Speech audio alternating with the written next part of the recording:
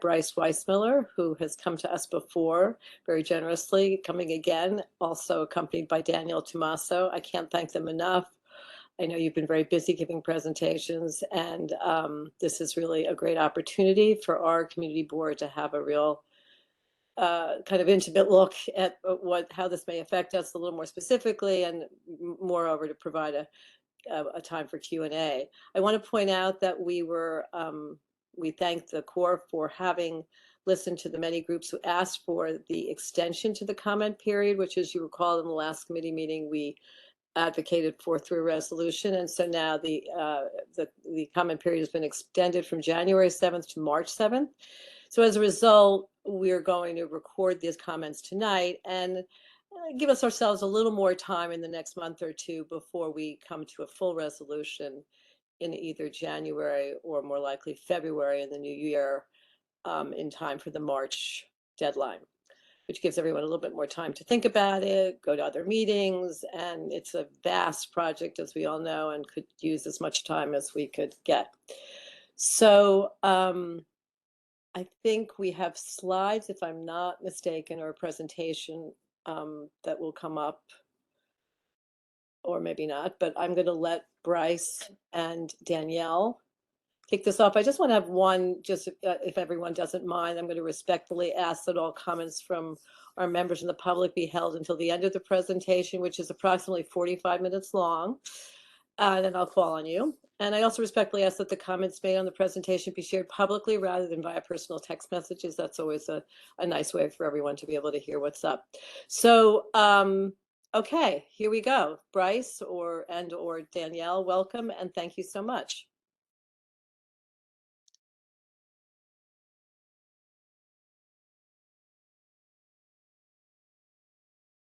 Sorry. Thanks so much, Alice, for having us. I was just going to say, Bryce, you are on mute. Yeah. I'm good now. Sorry. Let me do that again. No problem, Bryce. Thanks. Sure. My monitor kind of blocks off, so I can't access the mute and unmute button when I'm presenting. So sorry about that.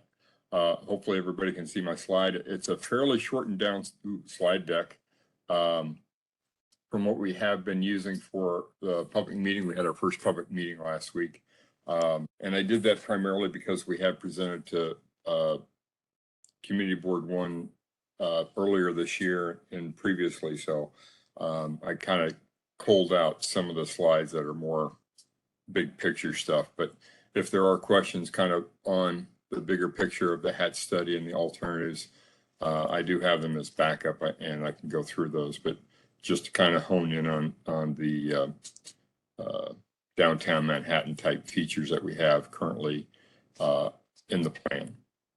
So the agenda, I'll just talk a little bit about the background, the alternative plans generally, and then I'll just focus in on the tentatively selected plan, and particularly the features that we have in the plan that are in the downtown Manhattan area. And they are very conceptual, and it is very much a framework. It's very preliminary. So above all else, I would, emphasize that point. So the slide kind of reiterates that. We're in the planning phase, about halfway through the planning phase, maybe a little bit more than that, 2/3. But we're still far from when construction would start. There's no construction authorization, no funding for construction. We're very preliminary in the evaluation. This is our first time actually taking what we think is, that's why we refer to it as our tentatively selected plan. It's the plan that we think might best get the biggest bang for the buck of the various plans that we've evaluated over the last several years on this study. We were stopped for a couple of years in 2020 and 2021 for lack of federal funding. So we were able to resume it over this last year and get to our tentatively selected plan milestone and release the draft report in late September. It's at that website that's highlighted here, along with all the appendices. Overall, it's 4,000 plus pages of document. So it's a wealth of information.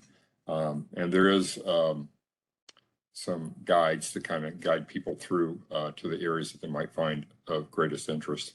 A reader's guide at the very beginning of the website to do that. So as Alice mentioned, our comment period has recently got extended from January 6th to March 7th. And we had the public meeting last week in downtown Manhattan, Thursday of last week.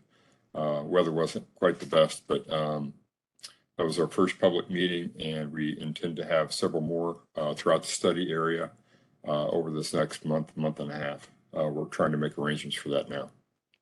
So this is what our website looks like. The report is all available on these links over here on the left-hand side. The two things I would point folks to first is that reader's guide, which basically lays out what each chapter of the main report discusses, as well as the various appendices. So if there's a particular topic or interest, you can go there. Another portal page that we have that's fairly useful and very interactive is the story map that we have, which is this link above it, which is a GIS-based portal, and you can kind of zoom in on the various features in the various areas and the various plans and alternatives. As I mentioned, the plans that we have are very preliminary and conceptual, so they're more of a framework. We've been focusing kind of on some of the bigger, largely structural measures, but there's some non-structural that we have in our plan. And as the plan moves forward, since we've been focused primarily on the larger storm events, we haven't been able to identify a lot of natural and nature-based features, but we intend to do that as the study moves forward on whatever plan gets advanced. Now that we kind of have the big pieces of the puzzle hopefully in place with our tentatively selected plan. The report, it basically looks like what you see here on the right-hand side. As I said, all the appendices are all available there online. Reader's Guide, as I mentioned, has a nice little breakdown of each of the chapters. Story map is at this link directly. You can also get through it through the main website page. And again, you can kind of zoom in on various features. It's a little bit more intuitive, interactive that way. So trying to make as many outreach mechanisms and tools available to the public as possible during this extended public review period. Just a little bit of background on the study. It got started back in 2016 as one of 9 focus area studies that were identified in the Corps' North Atlantic Coast Comprehensive Study, because it had not been evaluated previously comprehensively by the Corps for coastal storm risk. It's one of the largest, if not the largest, focus area study of those 9. And it was sponsored, thankfully, with 2 states working through their environmental regulatory agencies, New York State DEC and New Jersey DEP. It's also being done in full partnership with New York State Department of State and New York City Mayor's Office of Climate and Environmental Justice. The damages that we've evaluated so far via a variety of different means, some core models and some GIS analyses all point to very sobering coastal storm risk for the study area going forward into the future, particularly under the high projection sea level rise, which we evaluate in the report. We have been using the intermediate projection because that's what most of the data over the last 30-year trends to most. But if you look at the higher projection, it just goes up dramatically, given that it's about 6 feet by the end of the century under the high projection. Very severe. So it's for that we see in all of our alternatives quite a few different measures and features that are feasible. The study has been scoped at $19.4 million, and up until July of this year, it was cost shared with DEC and DEP 50-50. It's now 100% federally funded, though, and we have funds to complete the study as it's currently scoped. So that's good news. Those funds were provided as the Disaster Recovery Act bill that was done earlier this year, late last year, in response to post-tropical depression Ida. So as I mentioned, the report's out under review till March 7th, and the final report that we have on this, and then the Chief of Engineers report, which gets sent to Congress, is scheduled for 2024. Those dates might change a little bit in 2024 for a couple small reasons in terms of the extended public review period now and when federal funds came in last year. But more or less, we still have about 2 years of study left to go. And we have all the funding needed to do that. So just to cover the alternatives that I'm not going to go in great detail on these. The no action alternative is alternative 1. That basically lays out all the other projects that have been done, of which there are many, particularly around the downtown Manhattan and East River area with New York City, but also in other areas around the study area. And then also sea level rise. That's the other main variable that's in the no action alternative. And it sets a baseline comparison both for the NEPA analysis, National Environmental Policy Act analysis, as well as the economic analysis that we do in our studies. Alternative 2 is basically at one end of the spectrum that you kind of see there with the color bar. It's a very large in-water measure with storm surge barrier between Sandy Hook and Breezy Point, and another in the Throgs Neck. And then at the other end of the spectrum on alternative 5 are just land-based measures. So when it comes to downtown Manhattan, alternative 2 basically protects it or manages this coastal storm risk with the large barrier there at Sandy Hook and Breezy Point, or the Throgs Neck. Alternative 3A protects downtown Manhattan with a storm surge barrier at the Arthur Kill, the Verrazano Narrows, and the Throgs Neck. Alternative 3B does not have any storm surge barrier between downtown Manhattan and the ocean. So in alternative 3B, 4, and 5, the approach on downtown Manhattan is basically shoreline-based measures, kind of similar to or in that same vein as what the city has been advancing with East Side Resiliency Project and plans to do with the 2 bridges. So it's a variety of flip-up barriers, levees, flood walls, seawalls, all those type of structural measures, which I'll show it in a graphic here. I should point out that alternative 2, 3A, and 4, which have storm surge barriers, also have a lot of induced flooding, adverse impacts elsewhere outside of where those storm surge gates are in those alternatives, and that kind of counts against those alternatives. Alternative 2 and 3A also have very high cost and long duration construction periods. That also counts pretty severely against them. So with that, as you'll see in a table a little bit later in the presentation, alternative 3B kind of stands out as having the greatest net benefits, bang for the buck, if you will, with this approach. And again, for downtown Manhattan, it's primarily shoreline-based measures. Whatever plan does get advanced, though, we kind of see its implementation kind of being in a phased approach where we try to implement the more less complex features quicker, and the more complex and features taking a little bit more time to evaluate and design. So those would be more of a midterm, and then whatever gets put in place, just as we have with a lot of our other projects that are underway within the study area, we need to have them adaptable in the future, given how much uncertainty there is with climate change and sea level rise. So whatever we build in terms of a foundation, we want to make sure that we can adapt it in the future if we need to add on additional feet, because sea level rise has broken worse than what we had anticipated. So alternative 3B is our tentatively selected plan. So in terms of alternative 1, just a little bit more detail on it.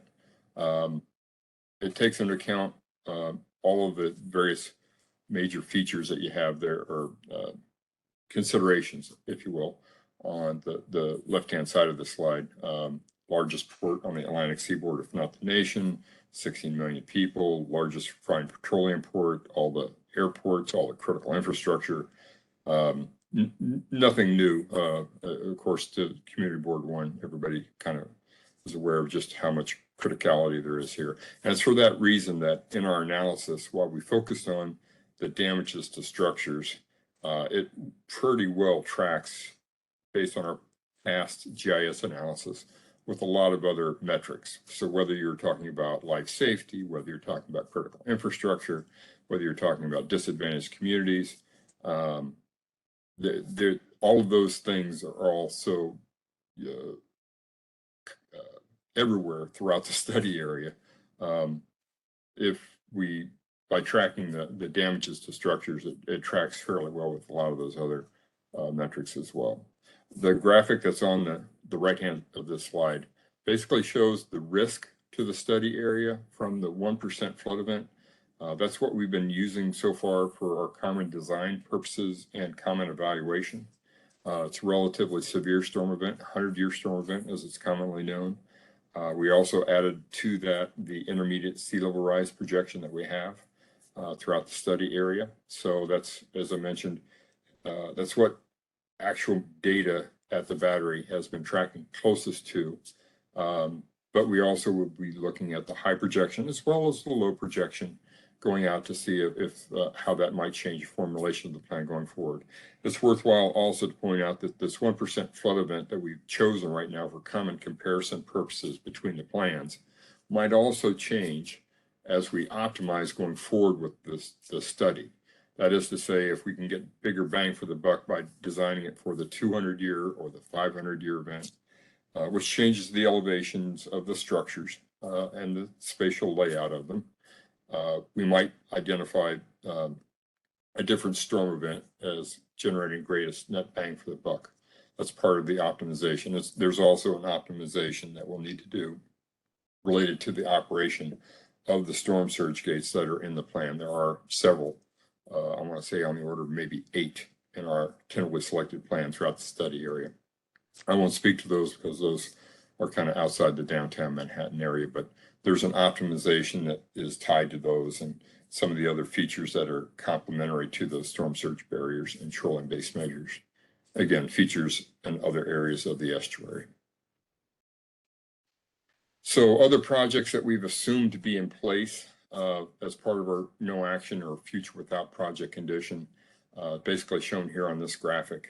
There's a number of projects that the Corps has done along various shorelines. Of course, in addition to these blue dots that are shown here on this graphic and lines, there are literally dozens, if not hundreds, of separate, very site-specific efforts that have been done on critical infrastructure, particular housing authority buildings, throughout the study area. So those are evaluated cumulatively, and these that I'm showing on this map are being done for those stretches of shoreline. So we're basically assuming that these areas of shoreline where these projects are planned are going to be risk managed to the extent that those projects are designed to, and that only damages that we might offset from one of our features beyond that could be claimed as benefits. So we don't double count benefits. We have a good apple-to-apple comparison between the various alternatives. It's a very important evaluation, part of our evaluation. So alternative 3B, the tentatively selected plan, as I mentioned, has no storm surge barriers from the ocean to downtown Manhattan. And for that reason, there are a lot of shoreline-based measures. Downtown Manhattan is one, Jersey City and East Harlem, as you can see here on this graphic. But then there are some storm surge barriers on different areas, 3 of the smaller creeks in Queens and Brooklyn. And I'm just giving this so the committee kind of understands the broader picture that there are 8 main features in our plan, one of which is downtown Manhattan, but just to cover the other 7 so you're kind of aware of them. So there's the other 2 shoreline-based measures I just mentioned, 3 on smaller storm surge gates on Gowanus Creek, Newtown Creek, and Flushing Creek in Brooklyn and Queens, a larger storm surge barrier and shoreline-based measure in South Brooklyn and Queens encompassing Jamaica Bay, and then a storm surge barrier on the Kill Van Kull and the Arthur Kill, basically addressing coastal storm risk for the inner areas of New Jersey and the backside of Staten Island. So those are the primary features. There's also a few induced flooding features, but they're less in this plan than there are in a lot of the other plans that have storm surge barriers in them, alternatives 2, 3A, and 4. So that's the main reason this alternative really stands out. I'll get in a little bit greater detail on downtown Manhattan features here in a second. We're doing a Tier 1 EIS as part of the integrated draft report. A tiered EIS allows for the longest time period for evaluation, as well as the most amount of public engagement and involvement. So there will be a Tier 2 EIS, at least one Tier 2 EIS, if this project is authorized and funded to go into design phase. It's quite conceivable that we might have separate design phases for each of those various features that I mentioned on that prior slide. So in that sense, there might be actually several tier 2 EISs, maybe one for each of the different areas. So there would be at least a tier 2 EIS for the downtown Manhattan shoreline-based measure. So the tier 1 EIS that we have now is based on existing information. It evaluates all these various considerations. It basically uses a scorecard type mechanism for evaluating the different type of measures to the different type of resources, and comes up with an overall impact rating for the construction, operation, and maintenance and mitigation approaches that would be taken for it. And that's all, again, in the main report, chapter 2, chapter 6, primarily. But again, this is a very preliminary analysis. It's based on existing information, and there would be a further, far more rigorous evaluation from a NEPA perspective in that tier 2 process, if the study is supported by the non-federal partners and gets recommended to Congress, and if Congress gives us authorization and appropriation, which would all occur somewhere in 2 years from now, approximately. So just to summarize the cost of the different alternatives, I mentioned alternative 2 and 3 had some of the highest costs, respectively, of the different plans. And they also have the longest duration of construction. So for that reason, that counts pretty strongly against them. So alternative 2 is actually does not have a benefit cost ratio of 1 or more. So it's not economically feasible from our perspective. Alternative 3A was, but because of the induced flooding mitigation features that we had incorporated into that plan to deal with the adverse effects related to some of the storm surge barriers in the plan, as well as similarly with alternative 4. Alternative 3B generated the greatest benefits minus the cost on an average annual basis. So the 3.7 billion is really what helped this, at least from an economic perspective, stand out from the others. It also has a lot of other considerations. The features that are in it touch in some form or fashion on disadvantaged communities. Again, they're pretty ubiquitous throughout the study area. And it also deals with a lot of critical infrastructure. And it dovetails very nicely with a lot of the other projects, like the city's plans for the 2 bridges, the plans that we have for the shoreline-based measures in downtown Manhattan basically starts where that ends. But there are some issues to be worked out, of course, since it is a fairly preliminary and conceptual plan that we have. So just to talk now about that one feature that's in downtown Manhattan, that's in our tentatively selected plan. It's shown here on the graphic on the right. And it basically, like I said, starts at the Brooklyn Bridge, runs around the Battery, and then up the Hudson River up to around 34th Street, basically addressing coastal storm risk for the 1% storm event, which is basically the green shaded area that you can see on this graphic. It's about, on the order of about 6 miles of shoreline-based measures. And again, it's a fairly severe storm event. So how best to do those shoreline-based measures? We've taken a very simple and austere approach, trying to minimize the footprint of the structures given the real estate requirements and the space constraints in the area. But of course, there are a lot of details left to be worked out on that. 2 notable other considerations that we have in the shoreline-based measure area is that we understand the city's stormwater and wastewater treatment system collection systems are kind of at their limit right now with their planned efforts on East Side Resiliency Project and the 2 bridges. So there might need to be pretty substantial improvements in that regard. So there are details we need to work out with that. We have included some costs for interior drainage, but it might be a bigger impact than what we have currently scoped out in that regard. The other thing that we need to reconcile with this feature in our tentatively selected plan is that the city has other plans that they've been developing over the last several years for the financial district in Seaport. There's a website for that. Now those plans involve doing things in addition to coastal storm risk management. So we need to parse out those plans and work out how to best dovetail what we want to recommend as part of the HAT study with what the city is planning to do.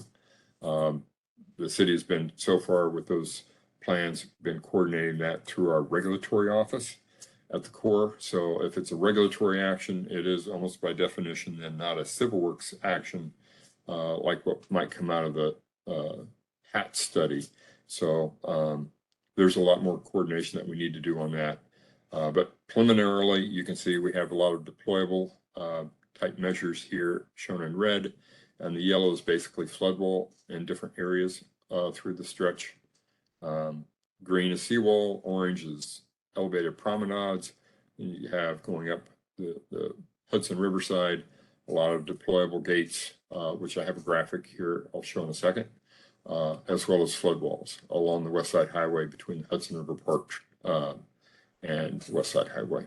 So another area that we need to reconcile plans, of course, is with the Battery Park City Authority, which I just heard today from our partner at New York City that there was a lawsuit, which I don't know a lot of details about, but I guess to the construction activity that was planned there at Wagner Park. So we need to, I guess, once the dust settles on that, also reconcile our plans for that stretch of shoreline with what those plans are. Bryce, when you're done, I can give an update for some of the stuff that's going on the south. All right. I'd be happy to hear it too. I'll be done in a couple seconds, a couple minutes. I am all ears on that, believe me.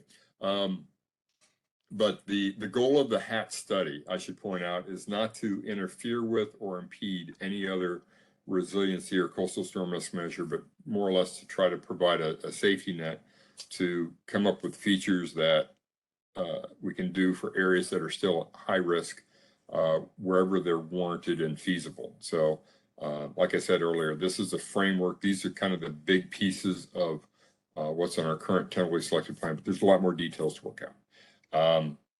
But we also, as just to mention, the red dots on here would be some type of flip up barriers, pedestrian or vehicle gates at these various different locations. But there's a whole variety of different types of shoreline based measures that we can do. This is, like I say, very initial, very austere, very trying to limit the real estate requirements. So this is a graphic.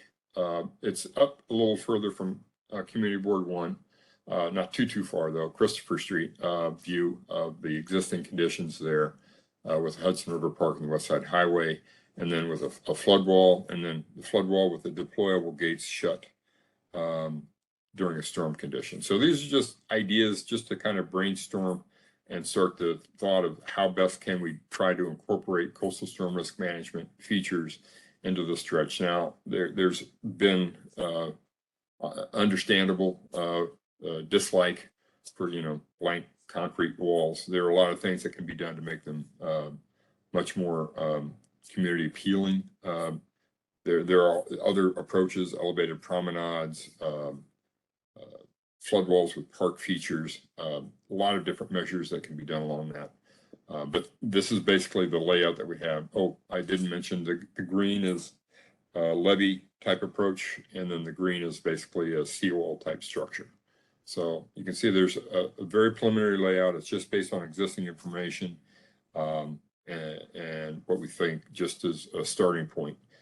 For purposes of the final report and the Chief of Engineers report to Congress, the main thing that we need to have is not so much what measures go in what locations. We need to have a pretty good idea on that, but we need to have a very good cost estimate, because that's what really Congress does with their authorization, is they give us authorization to proceed with a cost limit associated with it, a price tag. And that's where we have to work under, not just with this one feature, but with all the features. So that's why we've been focusing a lot on the costs of these larger ticket items, just make sure they're economically feasible and to get a pretty good price estimate on them. For that point, if you look in our report, the cost estimates that we have for all of these various features, about a third of the cost that we have. So the overall plan we have is about 52.7 billion in terms of the construction cost. About a third of that is just contingency, just to be on the safe side. It's a fairly conservative approach that we've taken so far. So just to conclude up, we only got another slide or two to go. The schedule that we have our climate closing date currently set at March 7th. We'd appreciate any feedback we can get from Community Board 1, Environmental Protection Committee, or any of the constituents by that date, if at all possible. We'll have more additional outreach in terms of virtual public meetings as well as in-person public meetings. We have our agency decision milestone plan for right now, June of next year. And then those dates that we are showing now for the final report and the Chief of Engineers report are likely to get pushed a little bit further back into 2024 time period, but it's somewhere within probably 6 months of those dates. The report, as I mentioned, on our website. Please take a look if you want to learn more about it. If you want to submit comments now or sometime between now and March 7th, email address or regular mail at either of these two addresses, we'd be happy to receive those comments. Would appreciate any feedback, whether you think a different plan is better. If you so, why? That's really the critical thing for our agency decision milestone, is go through all the comments and figure out whether we need to stick with our tentatively selected plan or go with another plan or come up with some hybrid. And then, of course, coordinate that with our non-federal partners and proceed on with the study. Just to reiterate in summary, the plans that we have are just frameworks. They're very preliminary and conceptual. There's a lot of work that has to be done left, a lot of work to be coordinated with the public and other agencies, and there'll be multiple opportunities for that going forward in the future, not just in the design phase, but even during construction. We do a lot of public outreach during our construction of our projects, particularly projects of this scale. And there will be a number of additional public meetings throughout the study area. And that's it. Love to answer questions, love to find out more about what's going on with the Battery Park City Authority. And if anybody has any questions or like to learn more, these are the two websites that I would direct them to for both the report and that GIS portal that I mentioned. Danielle and Cheryl and I and Arun would all be happy to answer any questions and learn more. Well, Bryce, thank you very much. It's a good beginning. I really appreciate it coming again. I think what I'd like to see happen is to have folks who have questions get a chance to ask them. I think there'll be many coming up both tonight and other nights.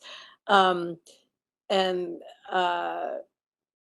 think, that's kind of, and I guess what I want to say is Lucia and I are going to take notes on the comments made. Please keep in mind asking your questions to try to tailor them so that they would be helpful in the comments that we'll then provide to the Army Corps as to what we, believe is, I don't know what we like or what we don't like. I guess if I may, I would just I know we talked about, Bryce, a little bit about the alternative 2, the one that where there are no shoreline measures needed. I think that was, I can't remember now, is that 3A or 2?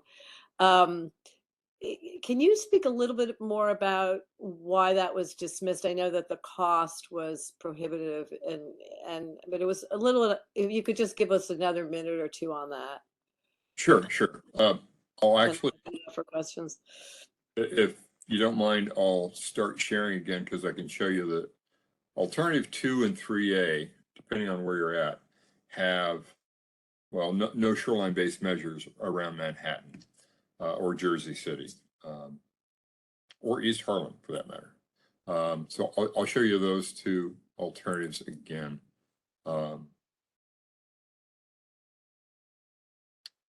So this is alternative 2. It has a large storm surge barrier between Sandy Hook and Breezy Point with shoreline-based measures to tie it to high ground. There at the base of Rockaway Peninsula and down around Red Bank or Long Branch, New Jersey. It also has a storm surge barrier on the Throgs Neck. So it basically addresses pretty much the whole study area. And every alternative has pros and cons associated with it. This alternative definitely protects the largest area, but in terms of cons, it has the largest construction duration at about 32 years. And we assume that with unconstrained funding. throughout those 32 years. So it has a very large construction duration time period. It also has by far the largest first cost, over twice what alternative 3B has. And it also has some induced flooding impacts in western Long Island Sound based on our modeling. So we have incorporated features for dealing with that induced flooding, and that's basically the flooding that would occur there with a gate on the Throgs Neck would be worse than it would be if there was no gate on the Throgs Neck. So we put features in to address that, but that also raised the cost of the alternative. And because it just has that very long duration, that counts very strongly against it and how we do our economic analysis. So we didn't find this alternative to be cost effective with the benefit cost ratio of less than 1. So it also has by far the largest storm surge barriers distance amongst all the alternatives. Yep. I'm sorry. And you probably reviewed this, and it's probably buried in here somewhere, but how much longer is it?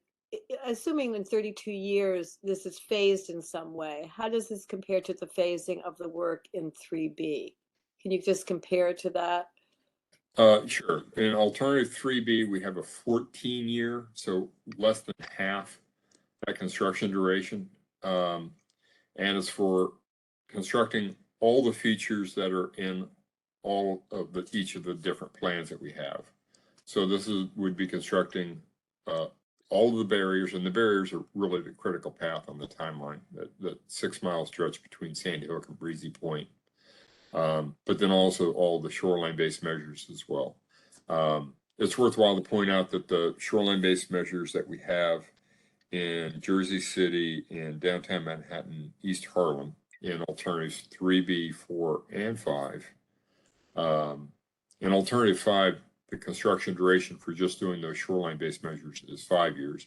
But in alternative 3B, the overall alternative time estimate is 14 years. So that is primarily related to some of the larger storm surge gate structures that are in alternative 3B. It would take less time than that to build the shoreline-based measures around downtown Manhattan. It would take several years of design, don't get me wrong, before we could be able to put a shovel in the ground and start that construction. But the construction on land, just generally throughout the whole study area, is much faster than a lot of the storm surge barrier construction, just because you're in water.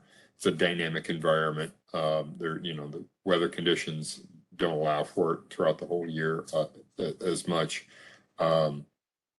Particularly here in alternative 2, because you're right at the doorstep of the Atlantic Ocean. So it's peaceful there, 99 days or 99% out of the time, but the 1% when it's not, it's fairly unforgiving for doing construction type work. So that's alternative 2, and that would address Manhattan without any shoreline based measures. Alternative 3A also would address skipped it. There it is. Alternative 3A kind of steps further back in the estuary. It has a much lower construction cost than alternative 2. This also has very good economics because it doesn't have the redundancy, that long construction duration as alternative 2. Although the 24 years that's in this, that kind of counts against this alternative also. But that also would forego any shoreline-based measures in Manhattan and a lot of the inner parts of the city area. It has that same storm surge gate on the Throgs Neck, so it has a lot of those same. It has the same induced flooding features, mitigation features in Western Long Island Sound. And because of the gate, we think on the Verrazano Narrows that's in this plan, there's a lot of induced flooding mitigation features in the Lower Bay area. Which you can see here with these various blue lines that are around Monmouth County and Staten Island. It has a storm surge gate on the Arthur Kill to provide that protection. We don't think the Arthur Kill gate, though, causes the induced flooding mitigation features, because that same gate is an alternative 3B, and we don't see those same type of induced flooding mitigation impact or induced flooding impacts from our modeling as we saw with alternative 3A. So these two alternatives would forego doing shoreline-based measures. And of those two, alternative 2 and 3A by far, based on the economics I was showing earlier. Let me just scroll back to that table if you don't mind. Alternative 3A, you can see, is second runner-up in terms of net benefits. And that's with the longer construction duration as compared to alternative 3B. Alternative 2 stands far down the list. It's economically, it's the lowest ranking alternative, frankly. And again, it's just, again, long construction duration, very high construction cost. So But have a lot of area protection.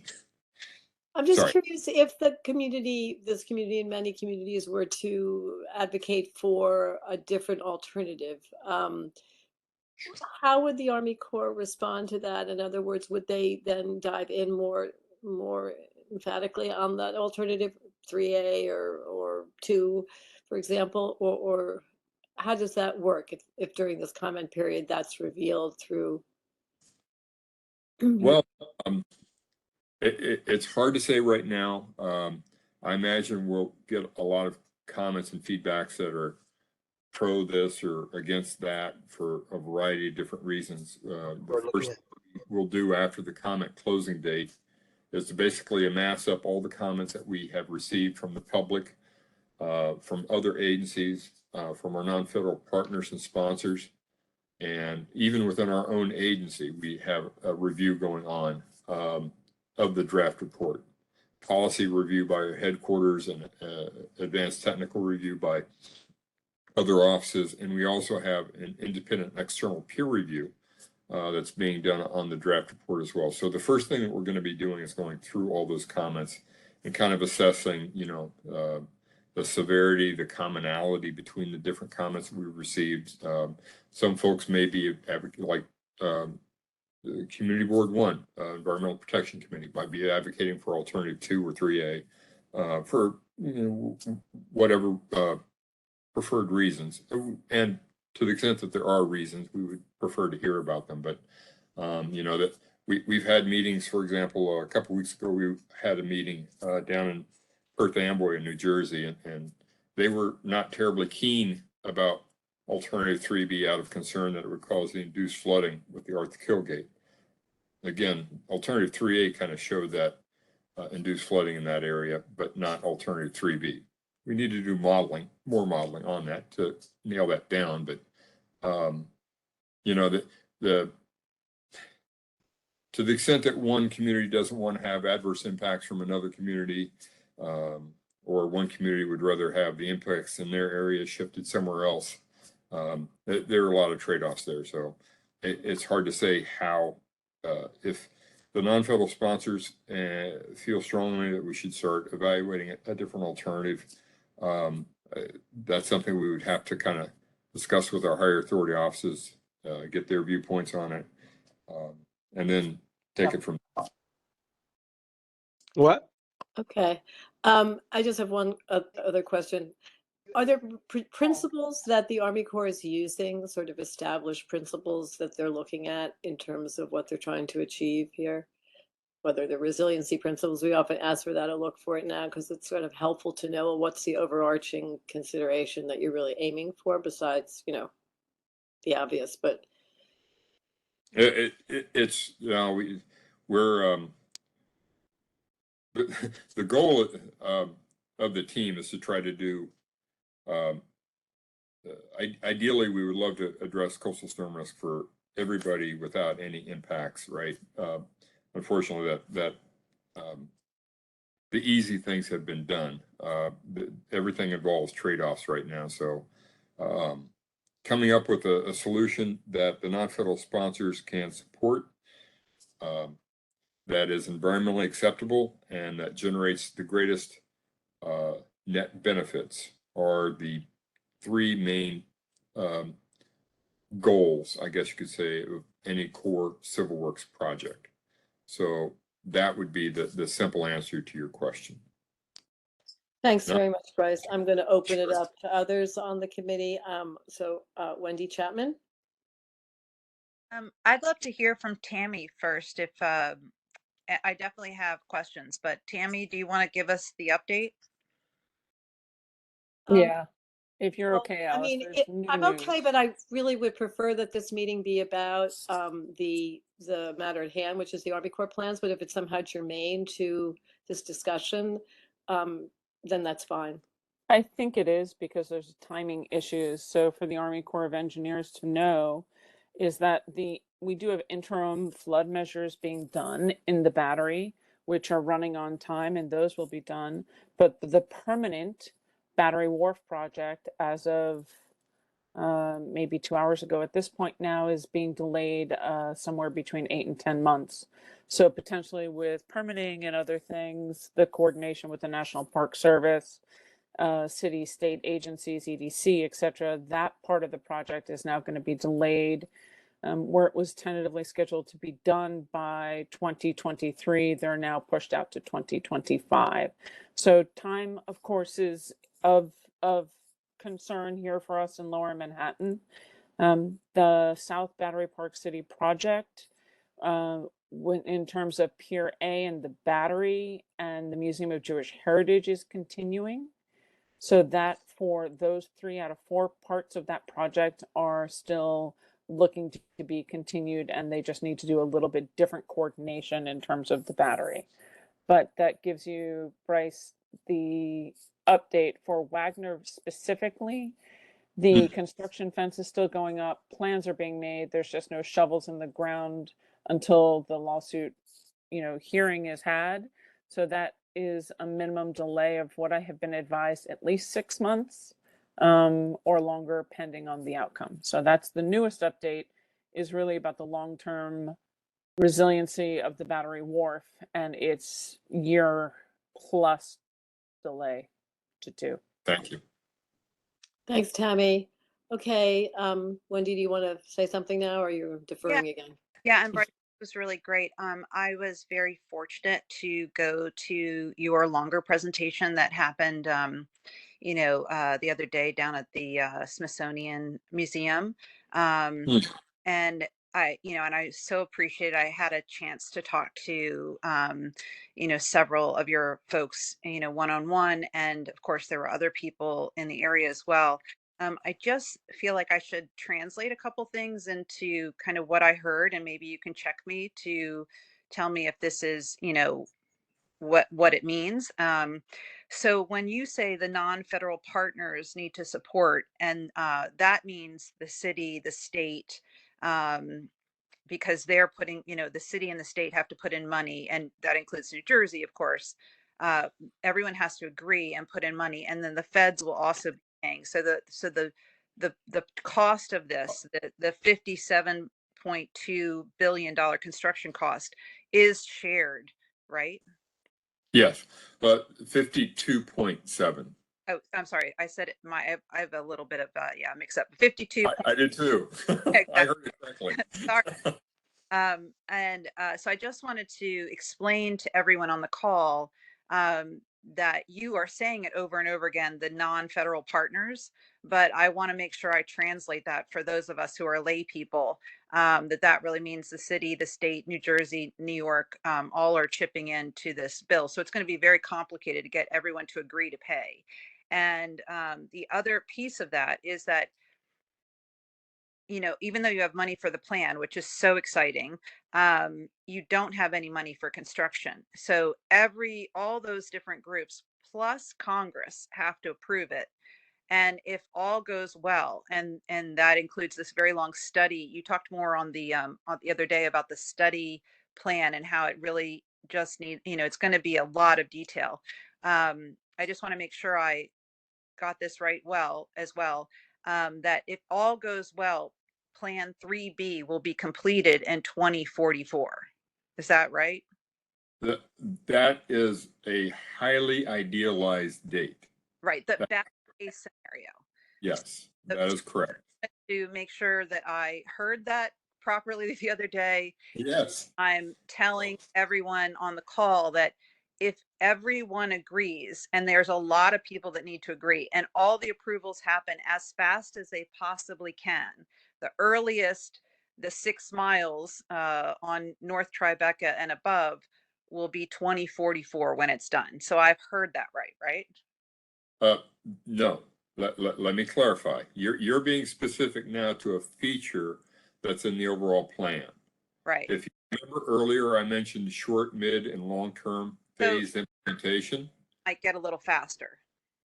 So it might be done quicker, but there are a lot of ifs. You're absolutely correct. We need to have sponsor support from the two states and New York City.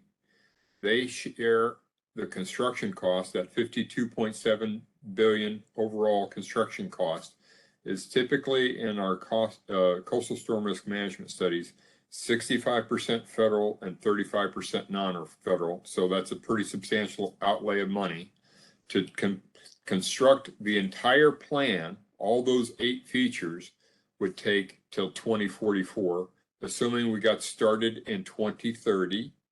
And that's assuming we got construction authorization from Congress soon after we submit the Chief of Engineers report at the end of 2024. And so there would be several years of design and evaluation, and maybe the construction of the particular feature for the downtown Manhattan area that might be able to be accelerated earlier than 2030, but that's the common date that we've used so we can have an apple to apple comparison between the plans. So just a little bit of nuances to what you said. So helpful, because that's, it's hard for us lay people. This is a lot of information to take in, but I want to make sure Absolutely. that the basics are being explained to everyone, and if I'm wrong, to correct me. And the other piece of it that I think really made a big impression the other day was that you were designing for the intermediate sea level rise, but you keep using the word sobering, that you might need to um, that you absolutely, the more the data is coming in, the more science coming in, the 6-foot projection is not unreasonable now, and that designing for the 200-year storm, if the cost differential isn't that different, is important, and also designing everything so more can be added to it for the future generations. Am I hearing that correctly as well? That's correct, but there's a lot of uncertainties that we have to work out on it. We've currently assumed for a common design between the different alternatives that 100-year storm event with intermediate sea level rise. Now, everything that we're looking to build, regardless of which plan, we're looking to make robust enough in terms of the foundation so that we can adapt it 20, 30, 50, 80 years out in the future if needed, if sea level rise is worse. And we might even build it to the high projection. We haven't decided on that yet either. It's actually a combination between that storm event that we choose and sea level rise. So the 500-year event at the intermediate sea level rise might be, and I'm just saying this hypothetically, the numbers may not quite jibe, might be the same as a 100-year event and the high projection sea level rise. So it's those combinations. But regardless, there's a lot of uncertainty with climate change and the future coastal storm risk, not just in this area, but throughout the country.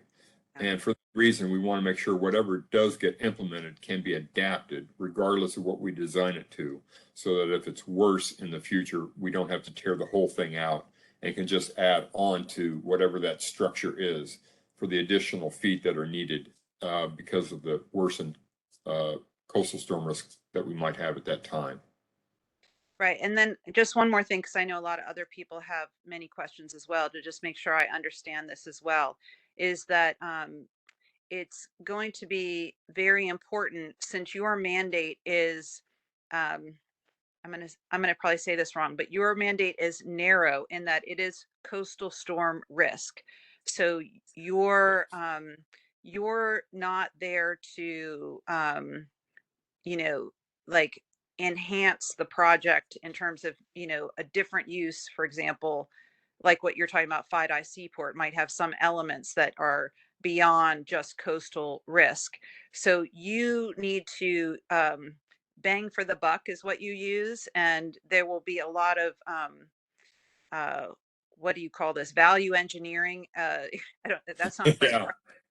but that your mandate is to build the simple, effective, for the lowest cost, because you're federal and you have so many other needs across the country. So that is going to be one of the constraints in terms of how things look and work, and it's going to be what you can afford versus maybe what we want. And so I want to make sure that's clear. And then the other piece of it is that if all of the non-federal partners don't line up and support this over and over again, given your many needs in other parts of the country, we could get left behind. So I'll leave it at that, and tell me if I'm right about that, and we'll go on to other questions. Yeah. Just to clarify on that first point that you made, we have to identify the plan that gets the greatest bang for the buck as part of our formulation. But if the non-federal sponsors want us to do something that's more, park enhancements that don't have a coastal storm risk function or need, we can do that. It would be a locally preferred plan, and they may have to pay an additional cost associated with it. But we certainly can do plans that are not just the bare bones, just coastal storm risk.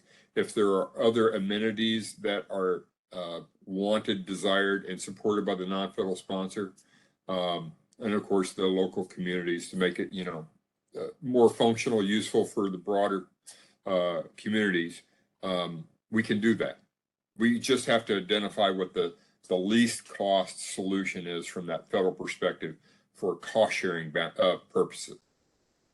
But we Thanks. certainly have flexibility to do other things. Thanks, Bryce. Justine. Thank you so much. Thanks, Alice. And thank you, Bryce, for this amazing report. I have two questions, and they both, I think, relate to Plan 3B. The first one is about if you go to that one and you go to the Christopher Street slide, just so I had an understanding of what's design and what's just sort of, I don't know, putting it out there, but I wanted to get a sense of where the wall is, because I can't visualize it from the picture. Okay. Would it help if I were to share that? Yes, please. I'll share it, but when it comes to the exact location, I would just, hold on a second. That's all right. It may be that I'm asking for design and you're not there yet, which is fine. That's basically the bottom line answer. Yeah, but I want to get a sense from you of, I'm gonna make it bigger so I get a sense. So existing, there's this wall here behind the pylons. And then I can't tell if the expectation is it's going to be between the bike lane and the walking path, on the side of the walking path, at the water, or have you not decided yet? That's where it's laid out here. But again, it's just an initial layout, whether it would be better there versus where we already have this one concrete wall. The main point that I would say in terms of our current plan is, sorry, I'm just trying to get a little bit better. No, I appreciate it. Yeah, there you go. Okay. Now I see the bicycle. Okay. Yeah, so the location that we have is, and even that it's a flood wall as we're showing here, and even its elevation are all variables right now.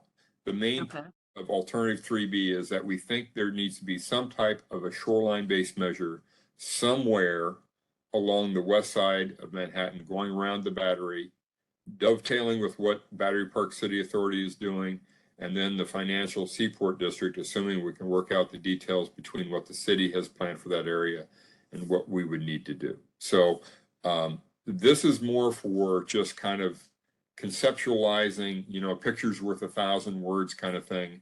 Obviously, a flood wall designed for the 100% or the 100-year flood event with the intermediate sea level rise is a substantial structure in this area.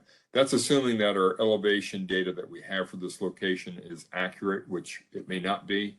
We have not done any field investigations yet, so this is really, really preliminary, and it's very much a first cut. So I would say that when it comes to what might ultimately get done in this area, our plans can only get better from here in terms of. That's good, because Works it's pretty horrendous, but I get the conflict. And I guess one more question on this one is, I assume that wherever you place this wall, it needs to be someplace that the deployables can pop up.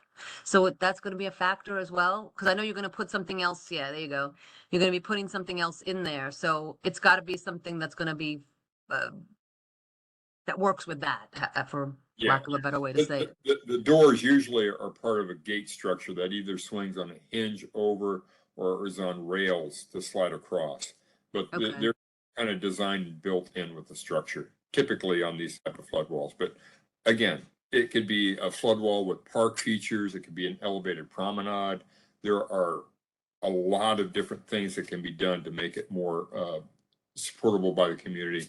And right now, we don't even know what exactly the best elevation is to get the biggest bang for the buck. Got it. I appreciate that. Thank you. So now that was more design. And then one more question was about, you mentioned, maybe it was the 3B picture, about a levee, and it looked like it was someplace around Battery Park. It was green, a little green line, and it was a Yeah. levee. And explain to me what that means. Okay, hold Sorry. on. I know me and my Oh, pictures. no, that's the whole point of these meetings. That's the purpose. No, thank you. Let me. Yeah. And it was also not just the levee, but the green was the seawall. Okay. Yeah, that green is picture right the there. Oh, the purple same picture. seawall. Duh. Okay. Yeah. Sorry about that. Yeah, green is levee and purple is seawall. And Which is- where in that, if you make that a little bit bigger, where in that does the Battery Park City plan start? I thought the Battery Park City plans start right around where the seawall area is there. It's like But Bryce, around, could I you mean, make that presentation mode so we can see it big? Because yeah, yep. I'm trying to zoom it bigger. Hold on a sec. Sorry. Oh, getting there. it's okay. Yeah, you're gonna have to go left a little bit, but okay, so Oh, South yeah. Street. Oh, yeah. Yeah, it's all right. There we are. Yeah. How's that? That's much better. Okay. So I, there's the Ritz. so this has got to be pure A hiding underneath the word city, correct? Yeah, I believe so. Okay. There's And then Wagner. the Battery Park City plan does go over to State, as far as I understood it, their whole full plan goes all the way over to State Street, doesn't it? With that wall, or somebody correct me if I'm wrong, because I might be. I think you're right, Justine. And that's one of the things that at the meeting the other night, I don't think the two plans have aligned yet because they aren't like happening yet. You know what I'm saying? Got it. Okay. But they will This- align before they get to that point, obviously. Yeah, that makes sense. So what was the purple again? The purple is a Seawall. seawall? Yeah. Okay. And then the green is a levee. So a levee to me means up and down, right? Levees Or are not? they're not vertical structures. They're like an earthen fill with a slope on the two. Okay. Okay. Got it. Got it. All right. Well, thank you. I appreciate that. And those were my questions. Thank you for the explanation. Thank you. Jeff Galloway. Yeah, if we could keep this slide up. Sorry. Let me do that again. It's still there. Okay, Please. okay, perfect. I've been poking around in the various appendices, and there's a similar diagram in Appendix B1, Volume 2. If anybody wants to look at it, it's on the PDF, page 28, which indicates elevations of the shore-based measures. And in the area that you're talking about there, if I'm reading the color coding correctly, the area for in the Battery Park City area, that orangish barrier, is shown to be between 22 and 24 feet above NAV 88. And the area in Battery Park there goes down a little bit, I guess, because it's inland a little bit, to something like 16 to 18 feet. And then there's various other elevations that range from 20 to 22 feet. And that's pretty much constant through the FIDI and up the west side, at least as far as Canal Street. And my question is, are those elevations as shown in the appendices, presumably those are based on your coastal storm modeling, and they're roughly in the same ballpark as the city DFEs and the Battery Park City Authority DFEs. They're actually a little higher than the ones proposed for Battery Park City. I mean, a couple of questions. One is, you had made reference to intermediate sea level rise and 100-year storm. Is that the assumption for all these elevations that are shown in the appendices, or does it vary, or is it not that detailed?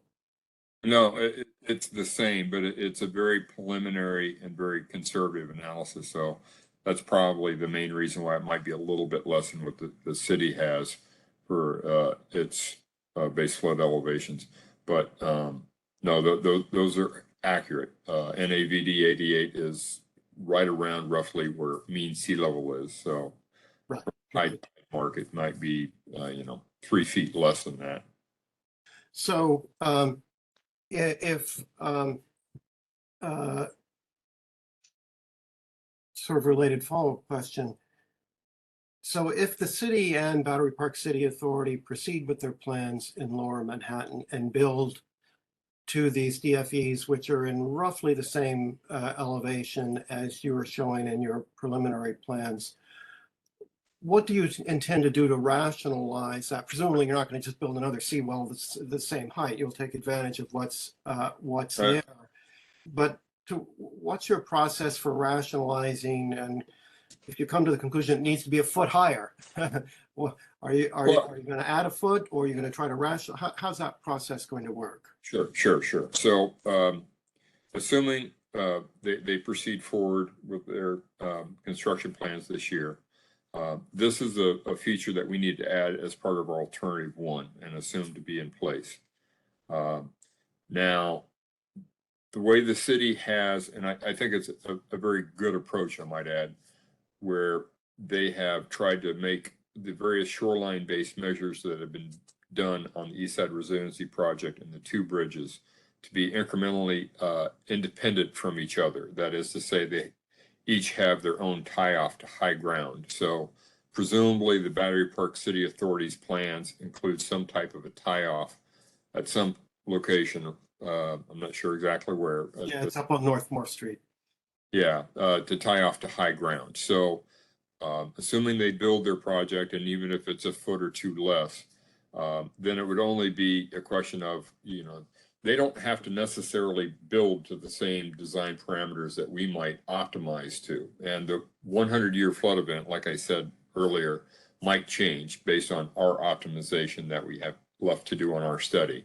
But what we would do is probably tie off our project at either the southern end or at the northern end to where their project ends also.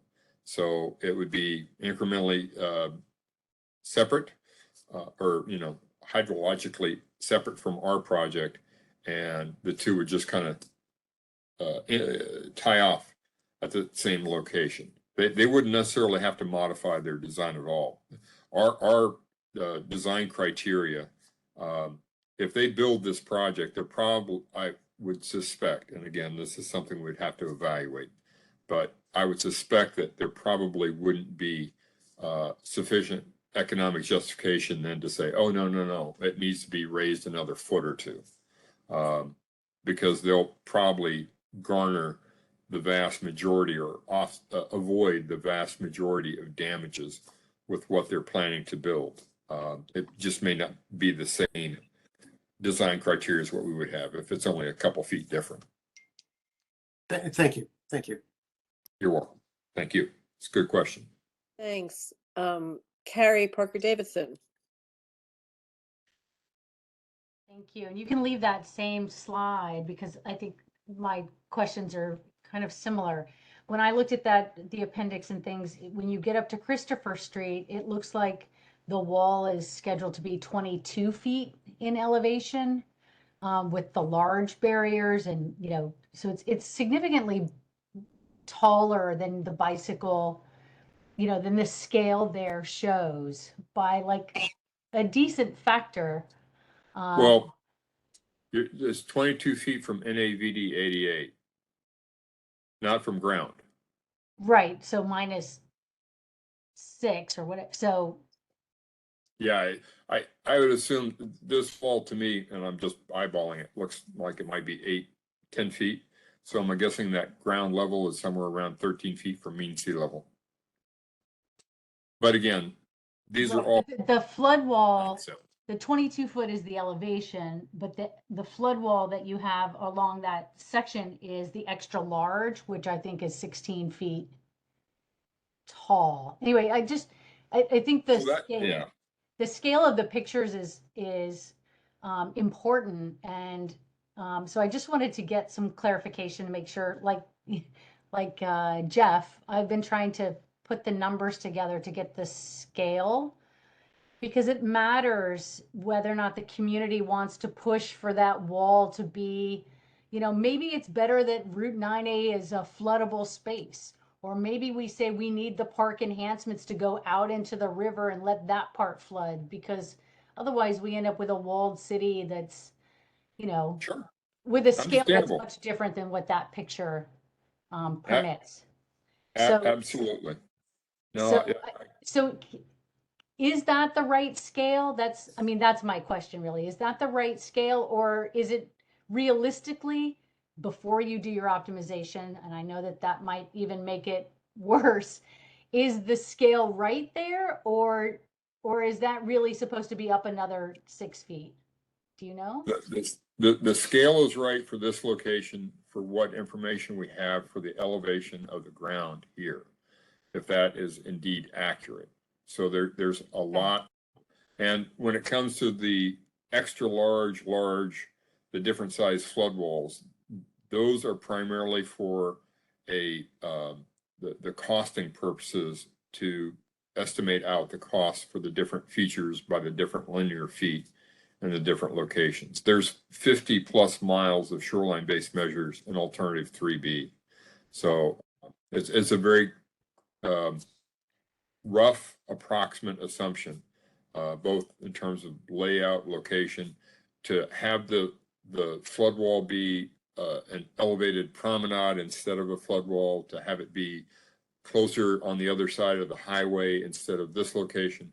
All of those are great variables. And like I say, the ultimate elevation of what we build to, that has to be optimized. Right now, it's just, we think that some type of shoreline based measure is warranted in downtown Manhattan, dovetailing with what existing other plans there are. That's really the what we're trying to say in alternative 3B, not this exact flood wall. Right. Okay.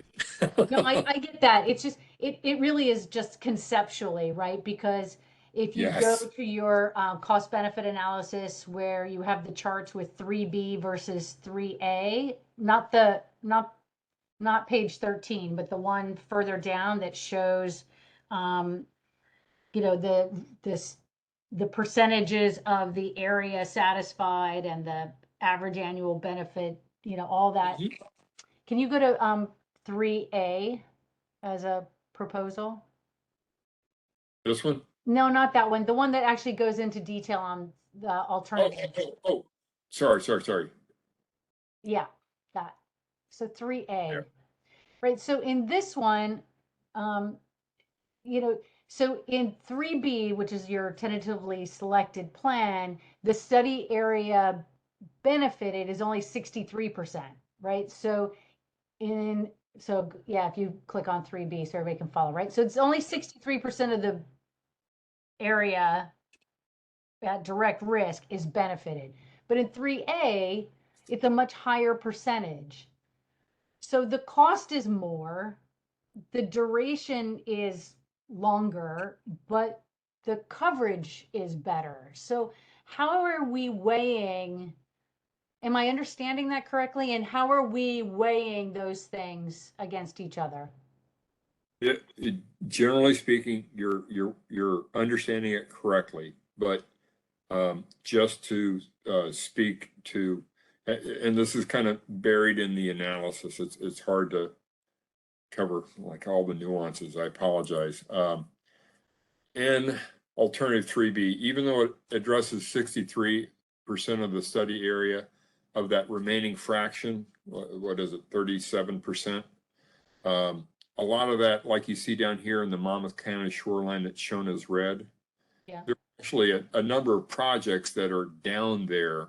I want to say there might be like 5 or 6 different projects that the Corps has built to address coastal storm risk down there, but it's not to that same 1% storm event with the intermediate sea level rise elevations. So that's why we don't count it. There are, in other words, of the remaining balance at 37%, a lot of that area is risk managed by other projects that are either in place now or being built now. So you're saying that as an apples to apples comparison, if you took those other projects into account, you might get closer to the 80% or whatever it is. Yeah. And you know, the other point of it is the 10 years roughly of additional construction time that you have with alternative 3A. You'll see that's 24 years. Yeah.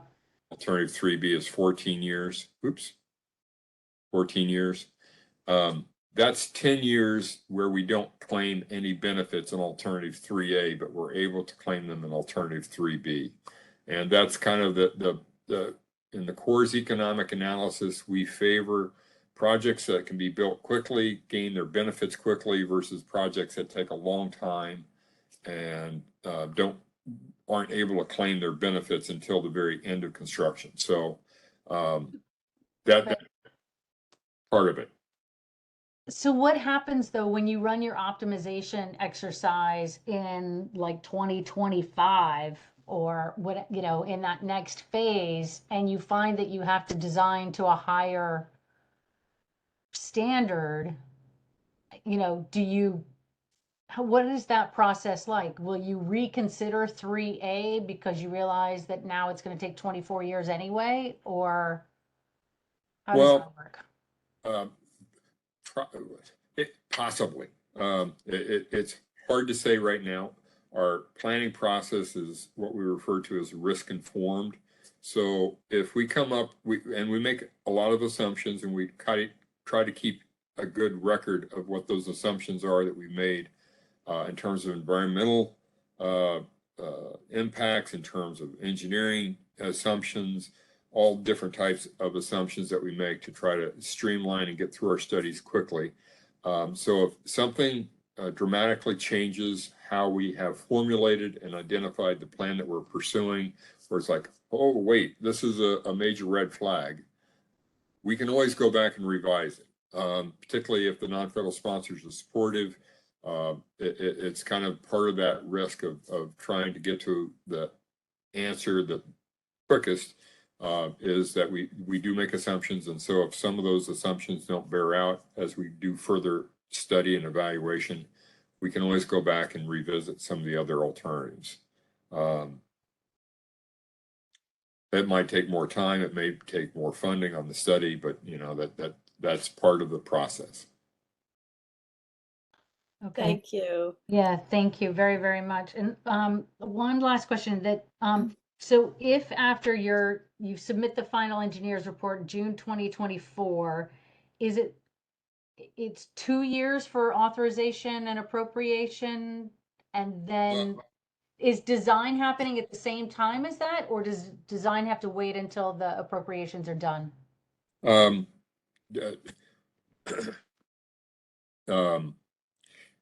Back in the past, we were able to proceed into design while we were waiting for authorization.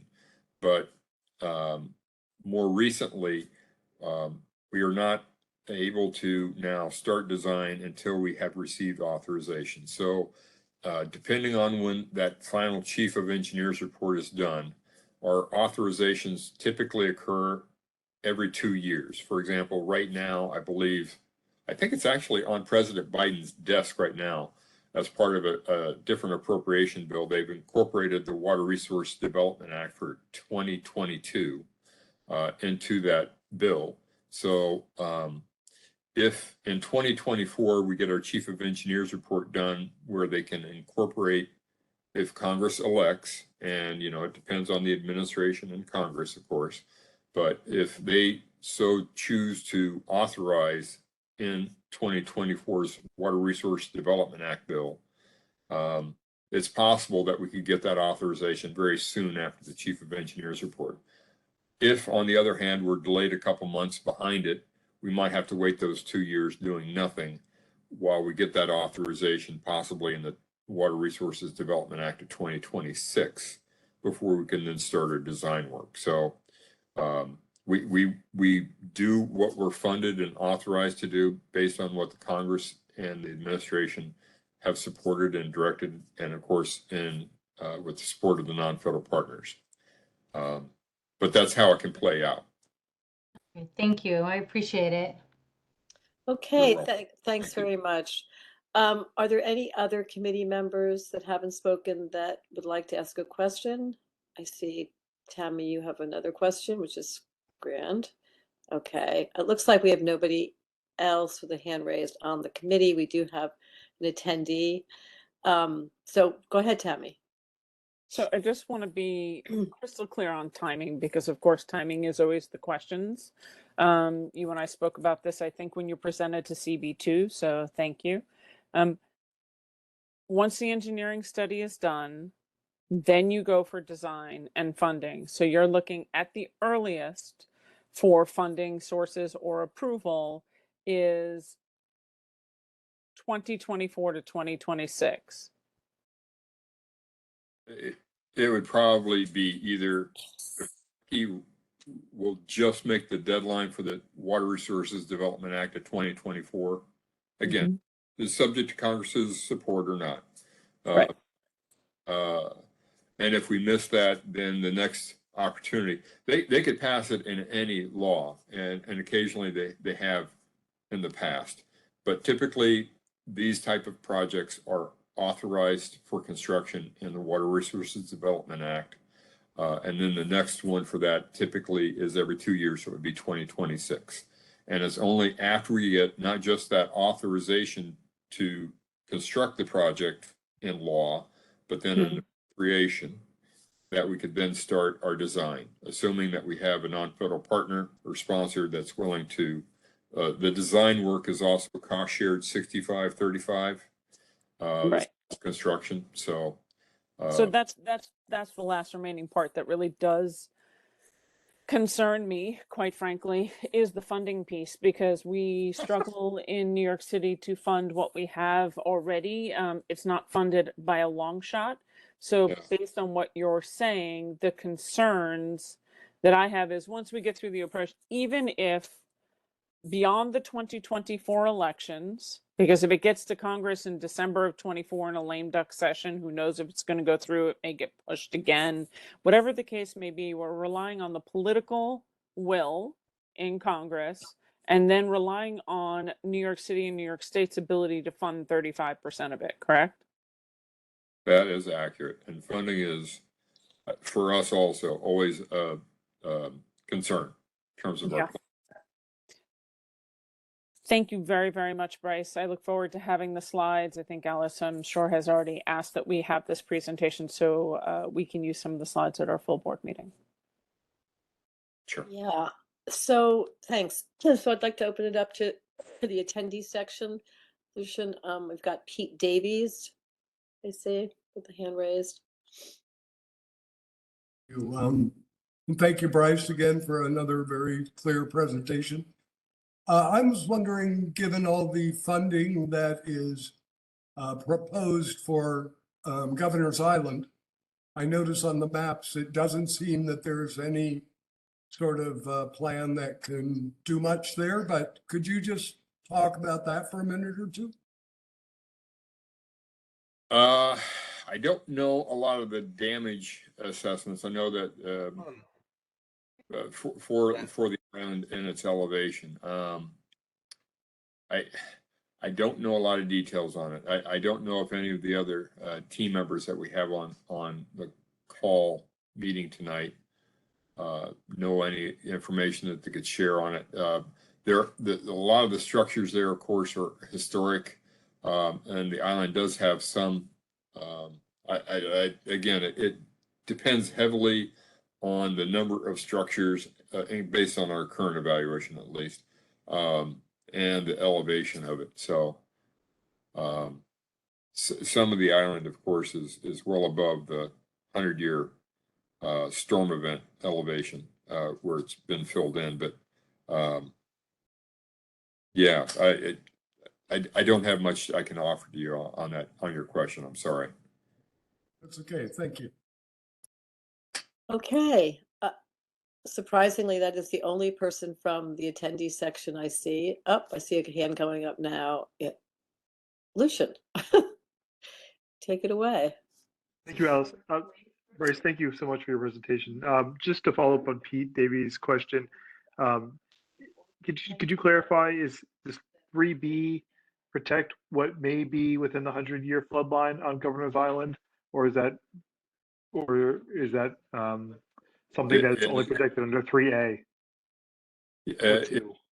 Yes, you're the latter. It's only currently included with an alternative 3A and 2. That being said, it's worthwhile to point out that whichever plan gets advanced in the study, we do intend on reevaluating the areas that still have unaddressed risk to see if there might be some lesser type event where we might be able to justify some smaller structural, non-structural, or even a natural nature-based feature throughout the study area. So it's not to say that it's ruled out altogether. It's just not in our current plan. That's why I like to call it a framework. We don't have all the pieces of the puzzle filled in yet. Thank you, Bryce. And just, I guess, one small follow-up is, would that mean that in your financial model, the benefit of Governor's Island being protected and access to the park, that isn't included in the financial benefit Right. analysis side? Okay, thank you. Thanks. That's all. Anybody else from the attendees or who hasn't spoken yet? I'm just encouraging that because I got a whole lot of texts over the course of the last few days about concerns and questions, but nobody's showing up to ask them. Okay, well, speak now. There will be other Alice, can you opportunities. summarize what some of those were if they haven't been raised already?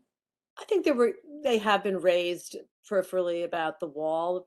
These sort of design aspects, I think, was primarily what I was hearing about. And I know the storm surge group was, quite interested in this presentation. So I'm not sure if they have anybody who's representing them here tonight that wants to speak up, but I'm not. What was their concern? Without having the sort of long email in front of me, I wouldn't be able to say, but I think what I just said, which is the design aspect of the walls and what these would really look like and what this would really mean for the community were of concern. And were there better plans that, as other alternatives that we might want to consider? Okay, so Rosa Chang. Hi. Hi, Bryce. I saw you there at the HATS presentation.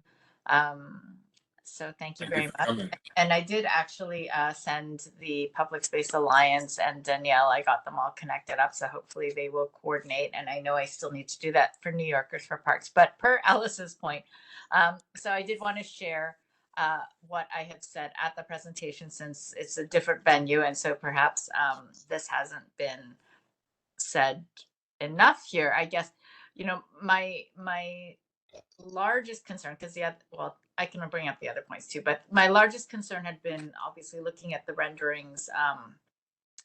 While I understand they're very, very diagrammatic and none of the data is set yet and all of that other stuff, my point had been that people are living there and people have to walk by it every day. And so it has to be something that does not make people feel like they are being jailed in and away from the water, but that we need to consider how, if we are going through this much effort and experience and frankly, neighborhood trauma, that the end result is something that is a net benefit to the community every single day, while it is also protecting us from an event that may happen once every, whatever years, depending on how climate change.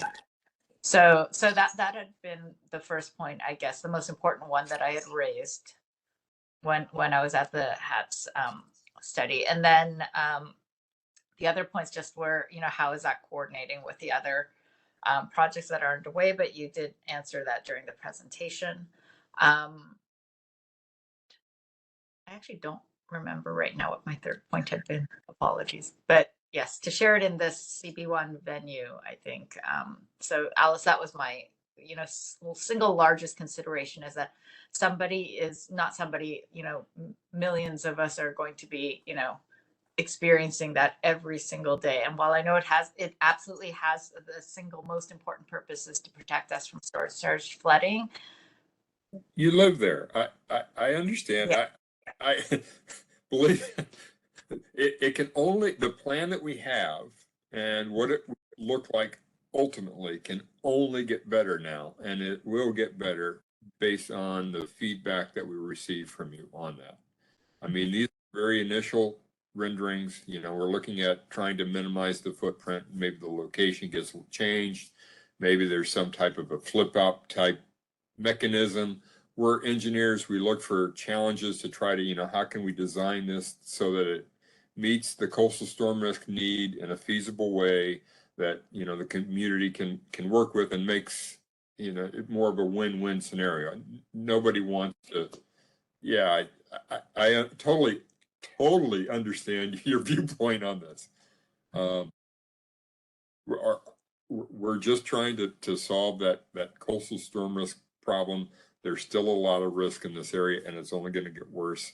We'd like to do something there. Right. Hopefully we can figure out a solution that works. Yes. And as I said at the meeting to that response, it was yes and, not a no, but a yes and. How do we improve it? Yeah. Right. So thank you very much. Thanks, Johnson, Rosa. thank And you. to answer, Tammy, your question, I don't feel at liberty to send around the documents I received, but I have encouraged the people that sent it to me to show up to the next meeting and to make sure that it circulates. But it was about flaws they saw in the project. I'm sure it's not unfamiliar discussion to the core, but I hope that this would come soon to be aired so that it can be included in the comments generally. So Are there questions, Alice, that you can ask so we can, since Bryce is here, are there questions that you can summarize to ask Bryce so it can be part of what we understand as a community board, as a group? Because although we do have 90 days or so to submit our comments, it would be good to be able to round out the discussion if you have any of the information or concerns, because I don't know if we'll have the opportunity to have Bryce back to ask the questions again. Yeah, there are no questions. It's, the plan is, I can quote, here in this document that is, by the way, not authored by anyone, that is got a name on it, but they consider the plan fatally flawed. And they say that large portions of this region will be behind 20-foot high seawalls, cutting off shoreline communities from their waterfronts. This will inevitably lead to years or even decades of controversy and delay. Many of the barriers consist of movable gates that would need to be closed hours before an expected storm surge. So there's a kind of litany of, concerns and negative thoughts that are very fair. I can't, and I don't think anyone could evaluate, or there's no question here. It's just a perspective. And they ask how to best to proceed, and they hope that the Corps would go back and revise the plans to accommodate some of these concerns. So that's a kind of the gist of what I've received I think some of this did come up tonight, so I think, by the end of our comment period, we'll have what we need to be helpful to the Corps in the next steps. So So, Alex, they have yeah. the piece of it. So I understand the comment completely, but what their alternative might look like what they want the Corps to incorporate, not just a 20-foot wall, but instead, do you have that piece? Um, If it's the they're same not document that I saw, coming they up want with anything storm surge that's, barriers. they're not, there's no suggestion as to how to solve it. They just don't like the coastal measures with 20-foot walls and the gates. And, I guess the question is there another way? And I think that's again, the gist of it. It is, it's not more or less than that, but They- once it's I get a really green light, I'm alternative A. happy to share it, They're as- for something, because I think that was the biggest takeaway for me, is that if we don't have tremendous support, and I have another question about what can we do to help line up all the many pieces to get the funding to even have this happen if everything goes well, so it can be done by 2044 if everything goes perfectly. There seems to be, to me, like many ways this can break down and not go forward. Yeah, well, go ahead and ask your questions. I can only give you that the last thing that's noted here is the region's residents and our local, state, and federal officials need to speak out at these forums and demand that the Corps quickly develop a new and improved plan to protect us from the expected ravages of storm surges and sea level rise. Easier said than done. This is obviously not everyone's idea of perfection, and I'm sure this, but there's no suggestion as to how to do that, which is sort of critical in these kinds of exchanges, I would think. So that's the best I can provide to you. And I'm sure that the storm surge group I know that's one of the groups that's looking very carefully at this, and other not-for-profits throughout the city are very invested in this. And we heard a little bit from Kate Boycott from EDF last month. There'll be many people that will opine on this, thankfully, that we can read and kind of hopefully digest. So hope that should be helpful in our own comments, and that's why we're postponing having our resolution tonight. So I don't know if that's helpful. So Wendy, did you have another question for Bryce? I'm sorry. I think my question for Bryce was mainly going back to, obviously we'll do the comments and we'll do what we can, but what do you need from us to have things go as well as possible so that you can get to the design phase and have it funded to have a better plan? But what can we do? Is this just lobbying our congressman? Is this, what do you need from Community Board 1? Lobbying non-federal partners and your federal elected officials always works to your benefit, whether you like or dislike whatever the Corps has identified or has proposed. So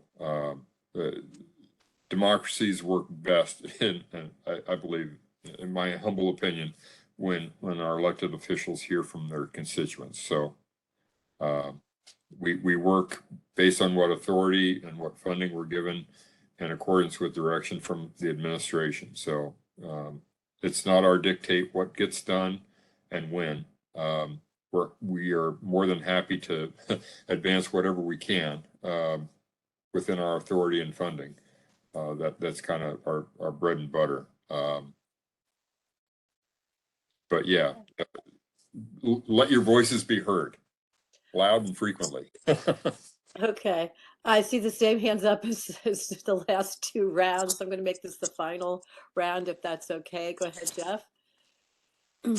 Mine's mainly a comment for us on the committee as we think about what we should put in our resolution. As I see the issues, Alice, that you raised, and really implicitly that almost everybody raises, is we have a kind of a choice between 3B and the various local plans that are shore-based measures, and advocating for 3A. I think 2 doesn't sound practical as something that would ever occur. 3A sounds like something that potentially could occur. I'm not advocating, I'm planting food for thought here. I'm not advocating for either 3A or 3B at this point, but I think that's fundamentally kind of our decision, and we may want to address that in our resolution. And I think we need to recognize that part of the trade-off is something that Wendy's questions and comments have implied or even stated, which is 3A may not be done for an awful long time. 3B will be done quicker. Although some of the shore-based measures in 3A might get done faster than the total solution. So I think that's fundamentally, I mean, recognizing that we are highly likely to have good measures in place in Battery Park City, in Battery Park itself, and up towards the Brooklyn Bridge, with or without the Army Corps of Engineers. But FIDI and north from Tribeca is unfunded and may not be built unless there is an Army Corps project that is done.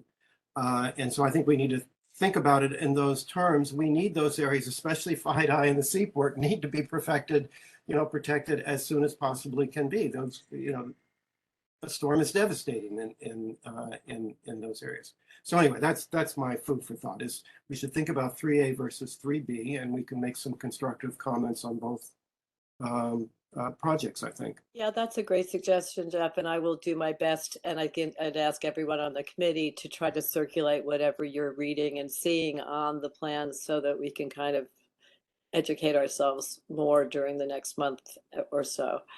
I should say Okay.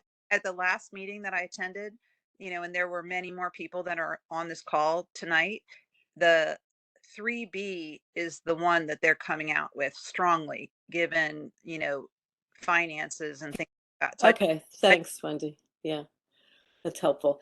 Yeah, okay. I don't mean to cut you off because I'm sort of feeling like we're getting a little bit late here. So go ahead, Tammy. Last round. Let's make that. Thank you very much. So I just would love to be Bryce clear. So by the time you come back to the plate for designs, ostensibly, with any luck, we will have some coverage complete in Lower Manhattan in your 24 to 26 timeline. Even if the Battery Park City Authority project is delayed, they should be able to, in an ideal world, protect with Pier A, which was the lowest point, most dangerous, obviously, and the battery. And the principles that they're running with are the ones that are meshed with the city's principles of how they're going to do things. It's obviously very different than the walls that you have. But one of the things that struck me when we were taking a look at all the opportunities, for example, around the battery and the usages and things like that, are how novel in the discussion that we had of that the Army Corps of Engineers and the federal government worked with to do a oyster reef off the coast of Staten Island, for example, to help keep sand on the beaches of Staten Island, and how novel of an approach that was versus, of course, what we're seeing and discussing as a base model of here. And I know that when we get to design, that could be a potential, but I also wonder when we take a look at whether you love it or hate it, it doesn't make a difference where Little Island is and what that's done, being in water, but whether or not there are opportunities to do some in-water management off the coast of Lower Manhattan, even though we are so busy, even though the East Side is such a busy port. I've heard all the whys it can't be, but certainly the oyster project off the coast of Staten Island has proved that there are possibilities of alternatives, and whether or not those would be able to be considered if funding was in place. Because when you're looking at funding now, you're assuming nothing is there. When we come back to the plate, there'll be $400 million worth of resiliency, God willing, in place. So will we have opportunities at that point to have those discussions? Absolutely, yes. And it's not if the plans for Battery Park City are put in place, that would take from our costs certainly, but that would also take from the benefits that we've currently assessed for this feature too. But the point I was making earlier, that we have a framework and we would look for opportunities for putting in additional measures to complement what we have here.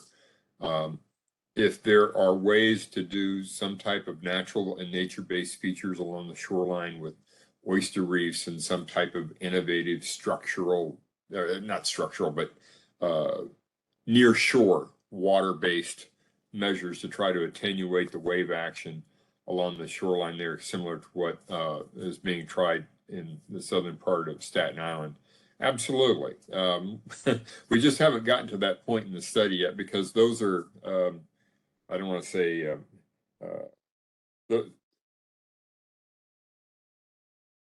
the storm surge barriers cost, as you see with these different alternatives, are in the tens of billions of dollars and takes so much time period. We really needed to figure out what those big pieces, which one of those worked out best.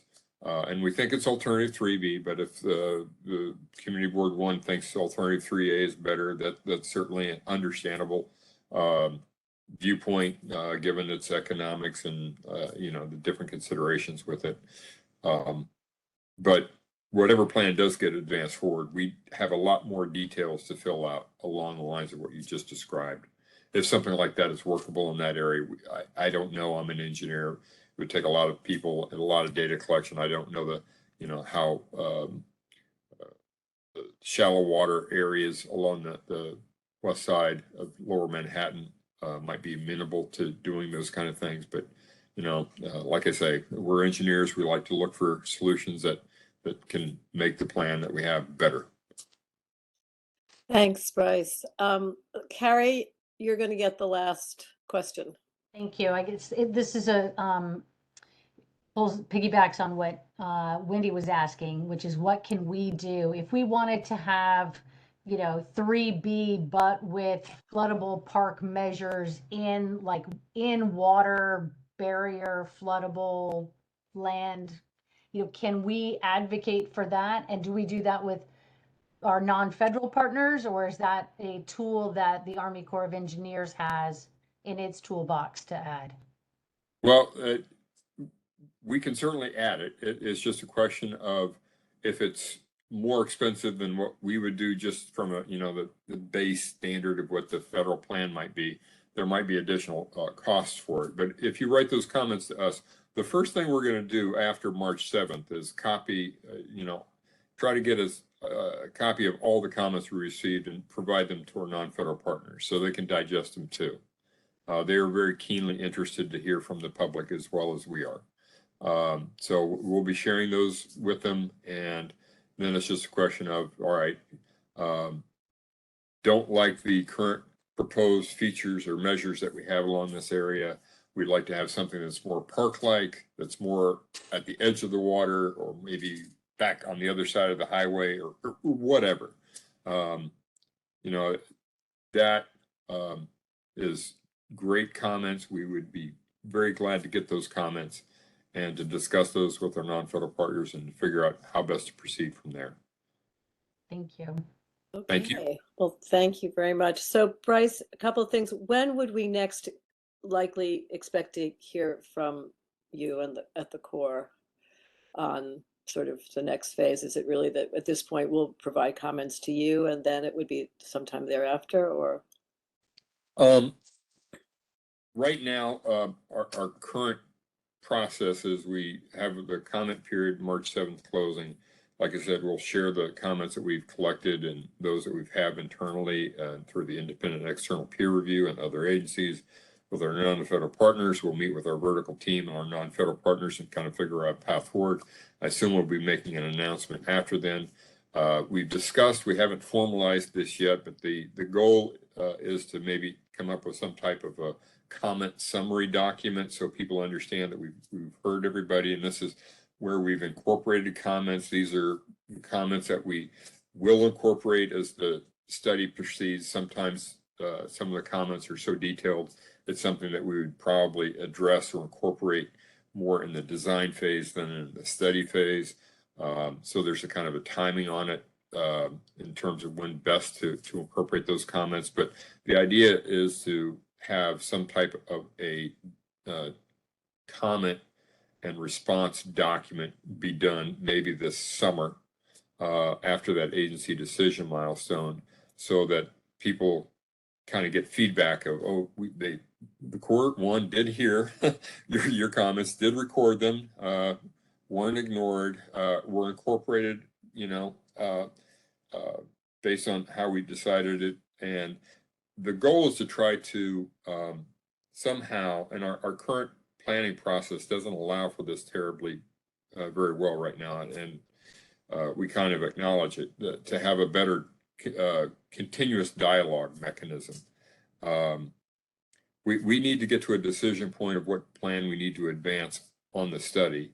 That's what this current public review process is. But this is really the beginning of, very conceptual, very framework type plan that we want to get in greater detail as we proceed along, not just in the study, but then in the design phase. So we want to build upon this dialogue that we're starting here tonight and previously, and kind of continue that and get it more granular and more detailed as we go along. So a lot of details that we don't have to work out, but hopefully we'll have at least an announcement after the agency decision milestone, and then, like I say, some type of a comment and response document as we proceed on doing the detailed studies and optimization to get to that final report and the chief of engineers report at the end of the study.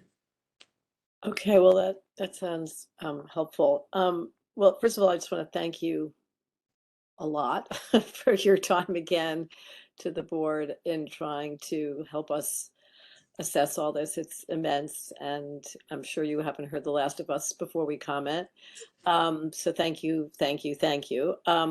I really appreciate your very quick response to us. And, I know that there's a million boards that want you to come, and you should be there. And I know you are getting there. It would be really helpful if we could get the deck that you just provided ASAP, even by tomorrow morning, because I know that our community board and community board 2 would like to have as part of their presentation. And I think that in case of CB2, it's tomorrow. In the case of us, it's Wednesday. So if you can hit the link to Lucian, that would be swell. And then to everybody here, the committee members and the public, who,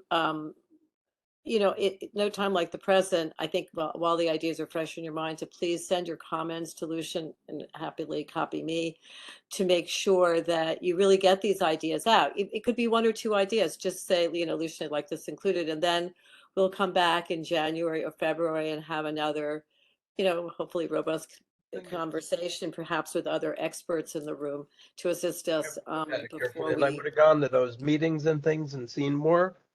Sorry? Bob Schneck is appearing. What, Bob, did you say? I'm sorry. Did you just say something? Bob?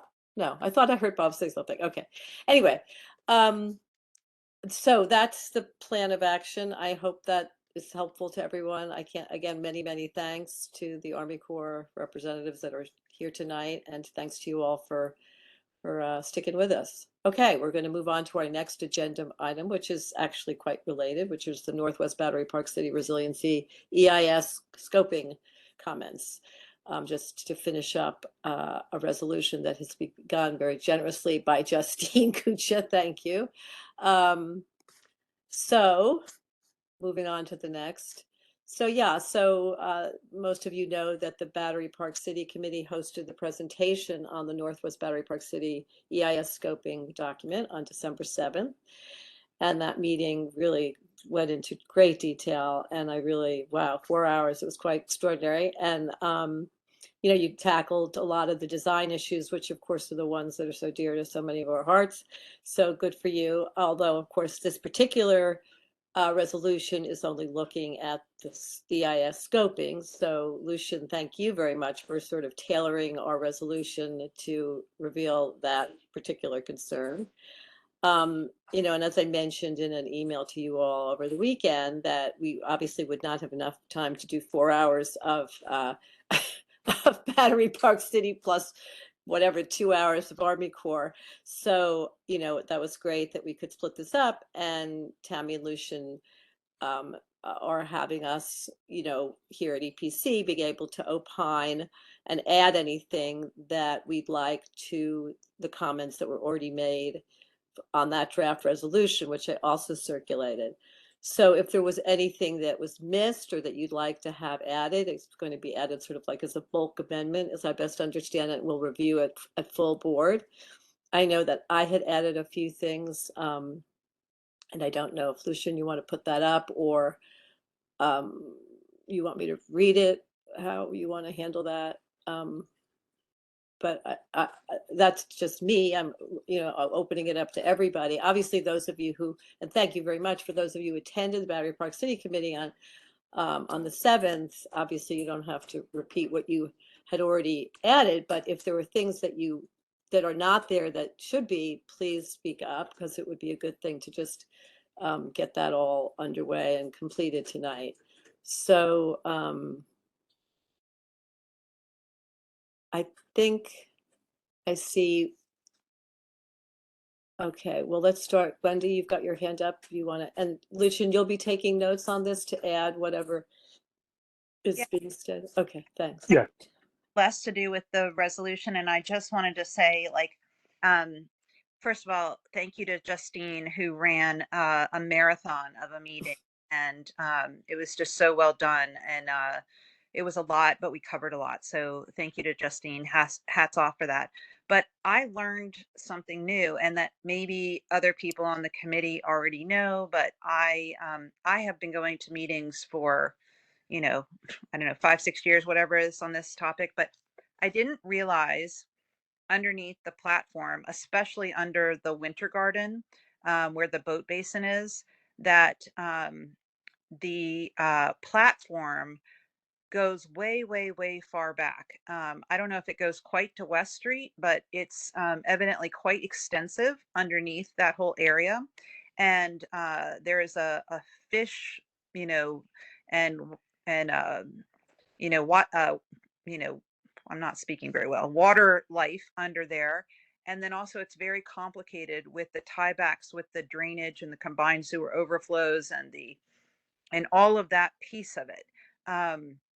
So we don't have time to go through that, but I will just say that that part of the presentation was new information to me. I mean, I certainly understood along the walkway that there was, you know, that there was a cantilever over the water, but that piece of it and the environmental impact of that is quite extensive. And it goes back again to, you know, how complicated this is and how important this work is, because the water really can push back into the city through this whole thing. So it's a little bit of a tangent, but I don't know if anyone else had that same reaction. There were so many other great things we talked about, but that was a really new point for me. Thanks. Yeah, and I encourage everyone to listen to the tape. I mean, you know, it really was very interesting. It's there for the taking. So you know, it's very, you know, accessible on YouTube. So thanks, Wendy, for that. And I know that that particular point, which actually was helpful to hear and it was unclear to me, I think Lucian has added it into this resolution. Justine. You know, I just wanted to say this was amazing. I would be remiss if I said this was my longest meeting in the Battery Park City Committee. It wasn't, sadly. But no, I thought it was really amazing. And Wendy, thank you for being there because you added value. Jeff, of course, because you're in both committees, but just everybody who was there. So thank you. I think this is comprehensive. Thank you for adding about the duck pond or the lily pond, Lucian, because that was, I think from my remembering, the big takeaways in terms of what we were concerned with were the duck pond, the ferry terminal, and of course, Rockefeller Park. And then with a close fourth was the Esplanade Plaza. But anyway, that's it. I'm not going to waste time talking. Thank you. Thanks a lot, Justine, again, for your incredible effort there and for all of the, so it seems like everybody who was there is so far okay with the resolution. Jeff. I just have a minor typo. There may be others, but I didn't, but I tried to find any others. page 2, the third whereas, the one that starts with the word the, go up, page 2 of the resolution itself, not of the. Okay, keep going. All right, third whereas there. Oh, at the very bottom of the screen, the word the should be there. THERE. Otherwise, I There thought the were. resolution was great. Well, that's pretty easy. And just for the, I mean, I'm sure the rest of the committee understands this. I mean, fundamentally, what this resolution is commenting on is the scope of what we think should be studied in the EIS. And so and a lot of this stuff was covered by either already stated to be covered or was covered by implication, but it was important to us that these particular topics were actually covered and addressed. And so we listed them in our comments. So I guess I'll just share with you, I spent a little time with it. I thought it was excellent. I did have a couple of suggestions. One was to, under purpose and need, you'll see, I identified the 8 objectives that are identified by the Battery Park City Authority's scope. So it's just so it's very clear what the draft is doing here, right? Focuses on the significant adverse environmental impacts, etc. And then I just also identified very clearly the 7 reaches and their locations. So again, that's kind of, because a lot of time goes by between reading this and 2 years from now when it happens, or 4 or whatever, and we'll forget. And then I added things that I thought we've been discussed a lot in different ways over the years in looking at, the other EIS for the South Battery Park, and that I think we should include. So I'm going to share these, and let's see. So I write, is that up on the screen, or maybe I have to read these? Was this what I'm reading? It's Oh, the additional part, right. Alice? Oh, let me pull that up. Give me 1 second. Yeah, Okay. let's look at it Because specifically. I think That'd be everything great. else was in the draft, more or less, in what we circulated the other night. And then I've added a few that I think are hopefully helpful. I don't And- mind. Read it out. Okay, well, I'll do it very quickly. So the CB1 urges the following critical items be added to the DEI scope of work for the Northwest Battery Park City Plan Review. 1, the DES must include detailed designs with complete, legible, and accurate three-dimensional representation of all alternatives, including the no-action alternative. 2, the DEIS must include a cost-benefit analysis for each reach and each alternative. 3, the DEIS must include an in-depth review of the existing condition and decision-making used in the original design of the resiliency features and urban design Battery Park City 7 reaches. This review should include input from the original designers, architects, landscape architects, and engineers responsible for each reach of the original Battery Park City plans. The DEI scope must demonstrate how the Battery Park City Northwest alternatives are integrated and coordinated with all city, state, and federal resiliency plans affecting the Lower West Side of Manhattan from Canal to Battery. The DEI scope must include an in-depth review of all proposed alternatives for resiliency features on the Lower West Side of Manhattan, with all city, state, and federal entities having jurisdiction over the west side of Lower Manhattan, including the Battery Park City Authority, Hudson River Park Trust, Army Corps of Engineers, City and State DOT. Specifically, the Mayor's Office of Environmental and Climate Justice has promised to provide a meeting where all entities will discuss the possible alternative resiliency plans for the median along Route 9A introduced during the rebuild by design planning in 2013. The DEIS scope must include an assessment of the greenhouse gas emissions of both the proposed demolition and construction proposed for each reach. The community board does not, at least I don't agree with the scope's current assessment that the greenhouse gas emissions are, and I quote, likely to be insignificant. I don't know how they determine that. I think my last two more. The DEI scope must confirm that the proposed alternatives meet with the city's commitment to reducing greenhouse gas emission as set forth in Executive Order Number 23, Clean Construction. The DEIS scope must confirm that Battery Park City and city sewer system and related stormwater storage and processing has sufficient capacity for each alternative. And the DEIS scope must confirm that the proposed alternatives will fully meet the resiliency principles set forth by the city and the city neighborhood coastal flood protection guidelines and CB1's resiliency principles, which we're about to write. or complete maybe.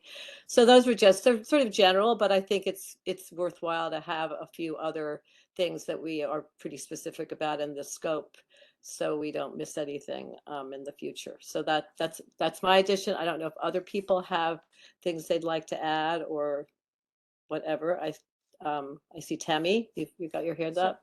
Yeah, the night after this, or a couple nights after the Battery Park City meeting, I sat through an EID presentation from the High Line, and about the perspective of looking at park design with an equity, inclusive, and diversity lens. And while it's the Battery Park City Authority in the presentation and the scoping talks about it in terms of vendor sourcing and things like that.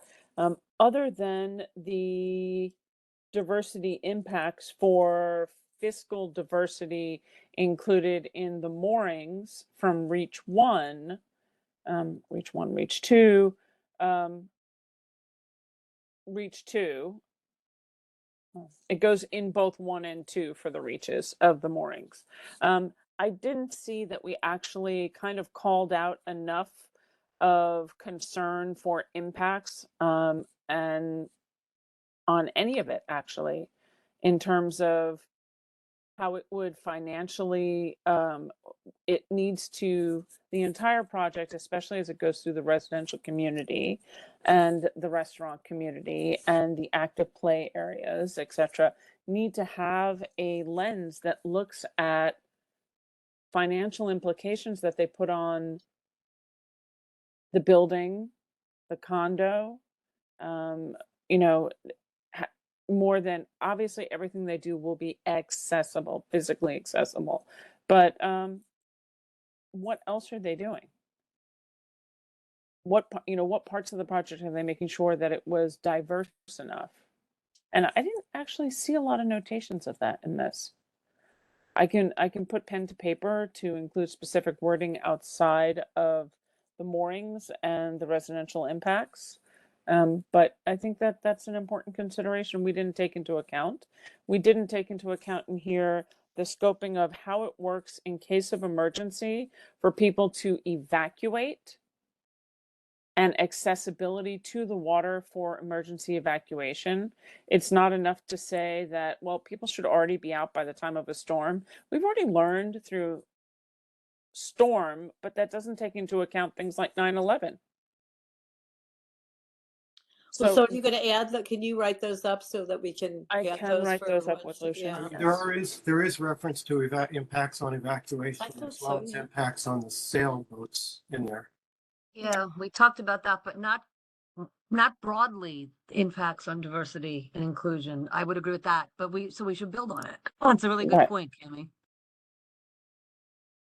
So I'm just wondering, I'm sorry to speak up here, but I'm just wondering if, we say must a lot for different things, and yet this is like a build and design as we go, right? Isn't that the way this is going? That Yes. the Hold design, on, Wendy. Hold that thought in your head. Hold on. Where you talk about when deployable barriers put into service, this refers to 9A and the Greenway, but it needs to also include water evacuation at all points in terms of Like the 9/11 boats getting off the island that way. correct. Now, Wendy, sorry to interrupt. I just wanted to finish that one thought.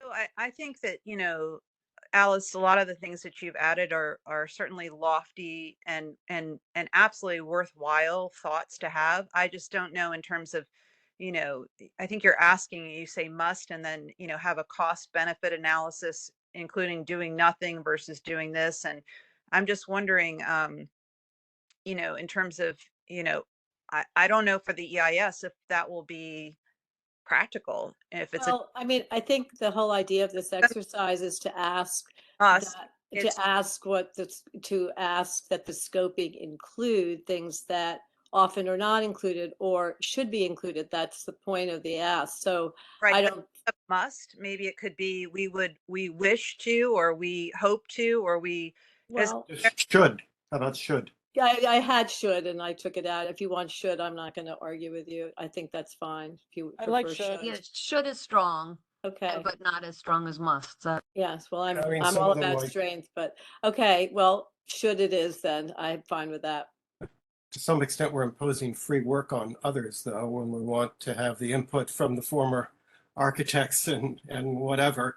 Well, that's an assumption they would do it. I just think that you saw that could be a useful thing, that I think that given that you have 7 reaches here, rather than reinvent the wheel, we should look much more carefully at the history that's already been done on these projects, which I Right, think and would they be said they helpful. are in fact consulting, at least with the artist for South Cove. They specifically mentioned that. Yes, they did, and that was great. So we're saying must goes to should across the board on this? I think so. And I like the in-depth of existing conditions, which makes sense. We need to see what exists now. And decision-making used in the original design of resiliency features. Design. Yeah, I mean, the Yeah, I mean, original it features makes are somewhat sense because obsolete, but Yeah, I'm happy think- to, I just do a lot with. Yeah, I'm sorry, I'm reading it out loud, but I'm trying to like catch it all. So, should include a cost-benefit analysis for each reach. That part might be a must. Well, I mean, I think we should What do you say think? I mean, that, because I think we should press that, but I think some of it they won't know as they go along. But they need to include a cost benefit analysis for in each for the reaches in terms of what it's going to be for the buildings and the people and the condos and the businesses, right? Are they building a giant wall that's going to close down a business that's designed around the view, like the restaurants? Yeah, Are like they Miramar and lowering the Regatta. value of somebody's real estate, or could they have an opportunity to do something like they're doing at the Museum of Jewish Heritage, glass, which would retain? There has to be a financial consideration, a financial consideration on their impacts of what they're doing for every human. yeah, I'm not sure what that. Not human, but Talking for about the benefiting a for the private residents, business the with businesses. public We money. talked about that here, I thought, because we did discuss this, Tammy, in our meeting. I thought we had a bunch of time that we talked about that. Well, and it and says, it was in the original draft, yeah, impacts on the quality restaurants of and life for owners and level users and of whatnot. private property, ground level Go ahead, restaurants. Lucian, you had something to say? I'm sorry, I just want to make. Yeah, sure I was we just, hear from- one mark that the recent presentation that we saw from the Army Corps left on me was that, they walked us through the framework of their cost benefit analysis. Yeah.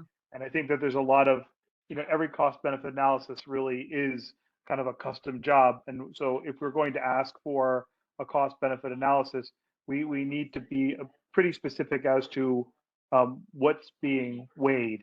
And then sometimes you have to kind of assign weights to each item. So I think it's important to be specific when we're asking for something like that, just so we're clear that we would be getting what is in our mind, as opposed to whatever someone decides to do. I mean, if we're going to talk about cost benefit, I'm not sure it makes sense if you're talking about impacts on restaurant owners and I mean, whose cost and whose benefit, that concept just doesn't apply in the same way when you're talking about private businesses and private homeowners and so forth. I mean, we want the impacts, and the resolution as drafted asked for evaluation of the impacts on the private property owners and the impacts on the restaurants, but I'm not sure as well as the impacts on the sailboats and as well as the social benefits of these businesses and so forth. But I'm not sure what cost benefit means when it's applied to that.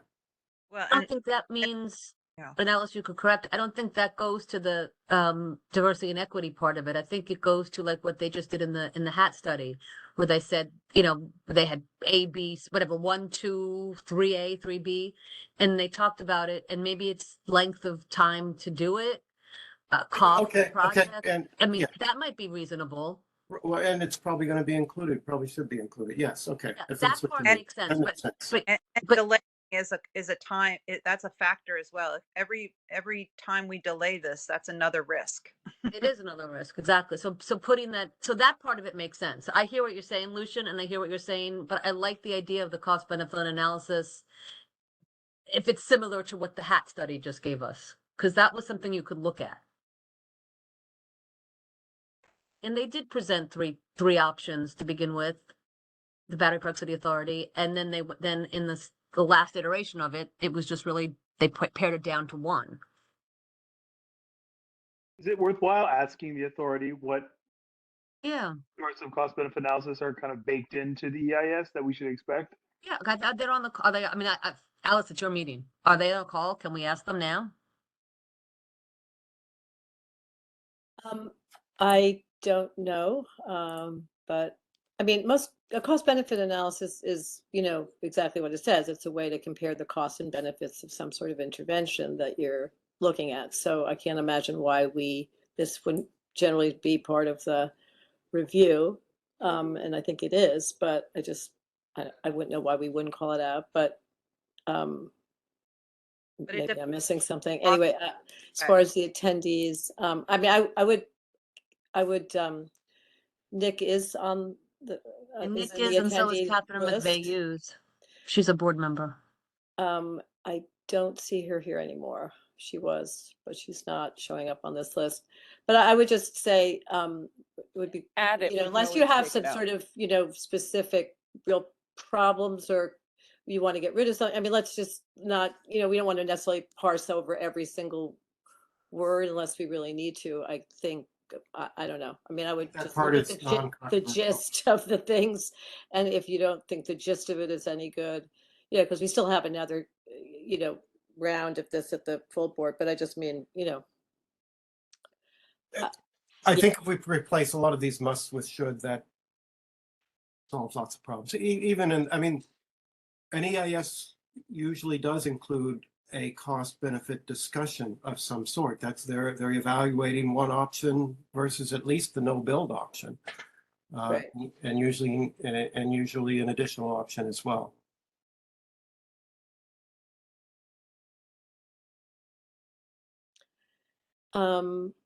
Okay. Does anybody else have things they'd like to add or edit as we go through this?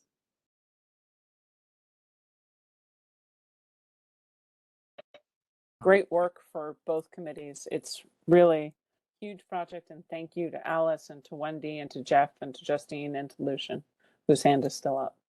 Yeah. Are we voting on this tonight? What's the procedural process? The vote was taken in Battery Park City Committee. That's right. That's right. And now with the So question, all of the things that are added from here will be added and adjacent for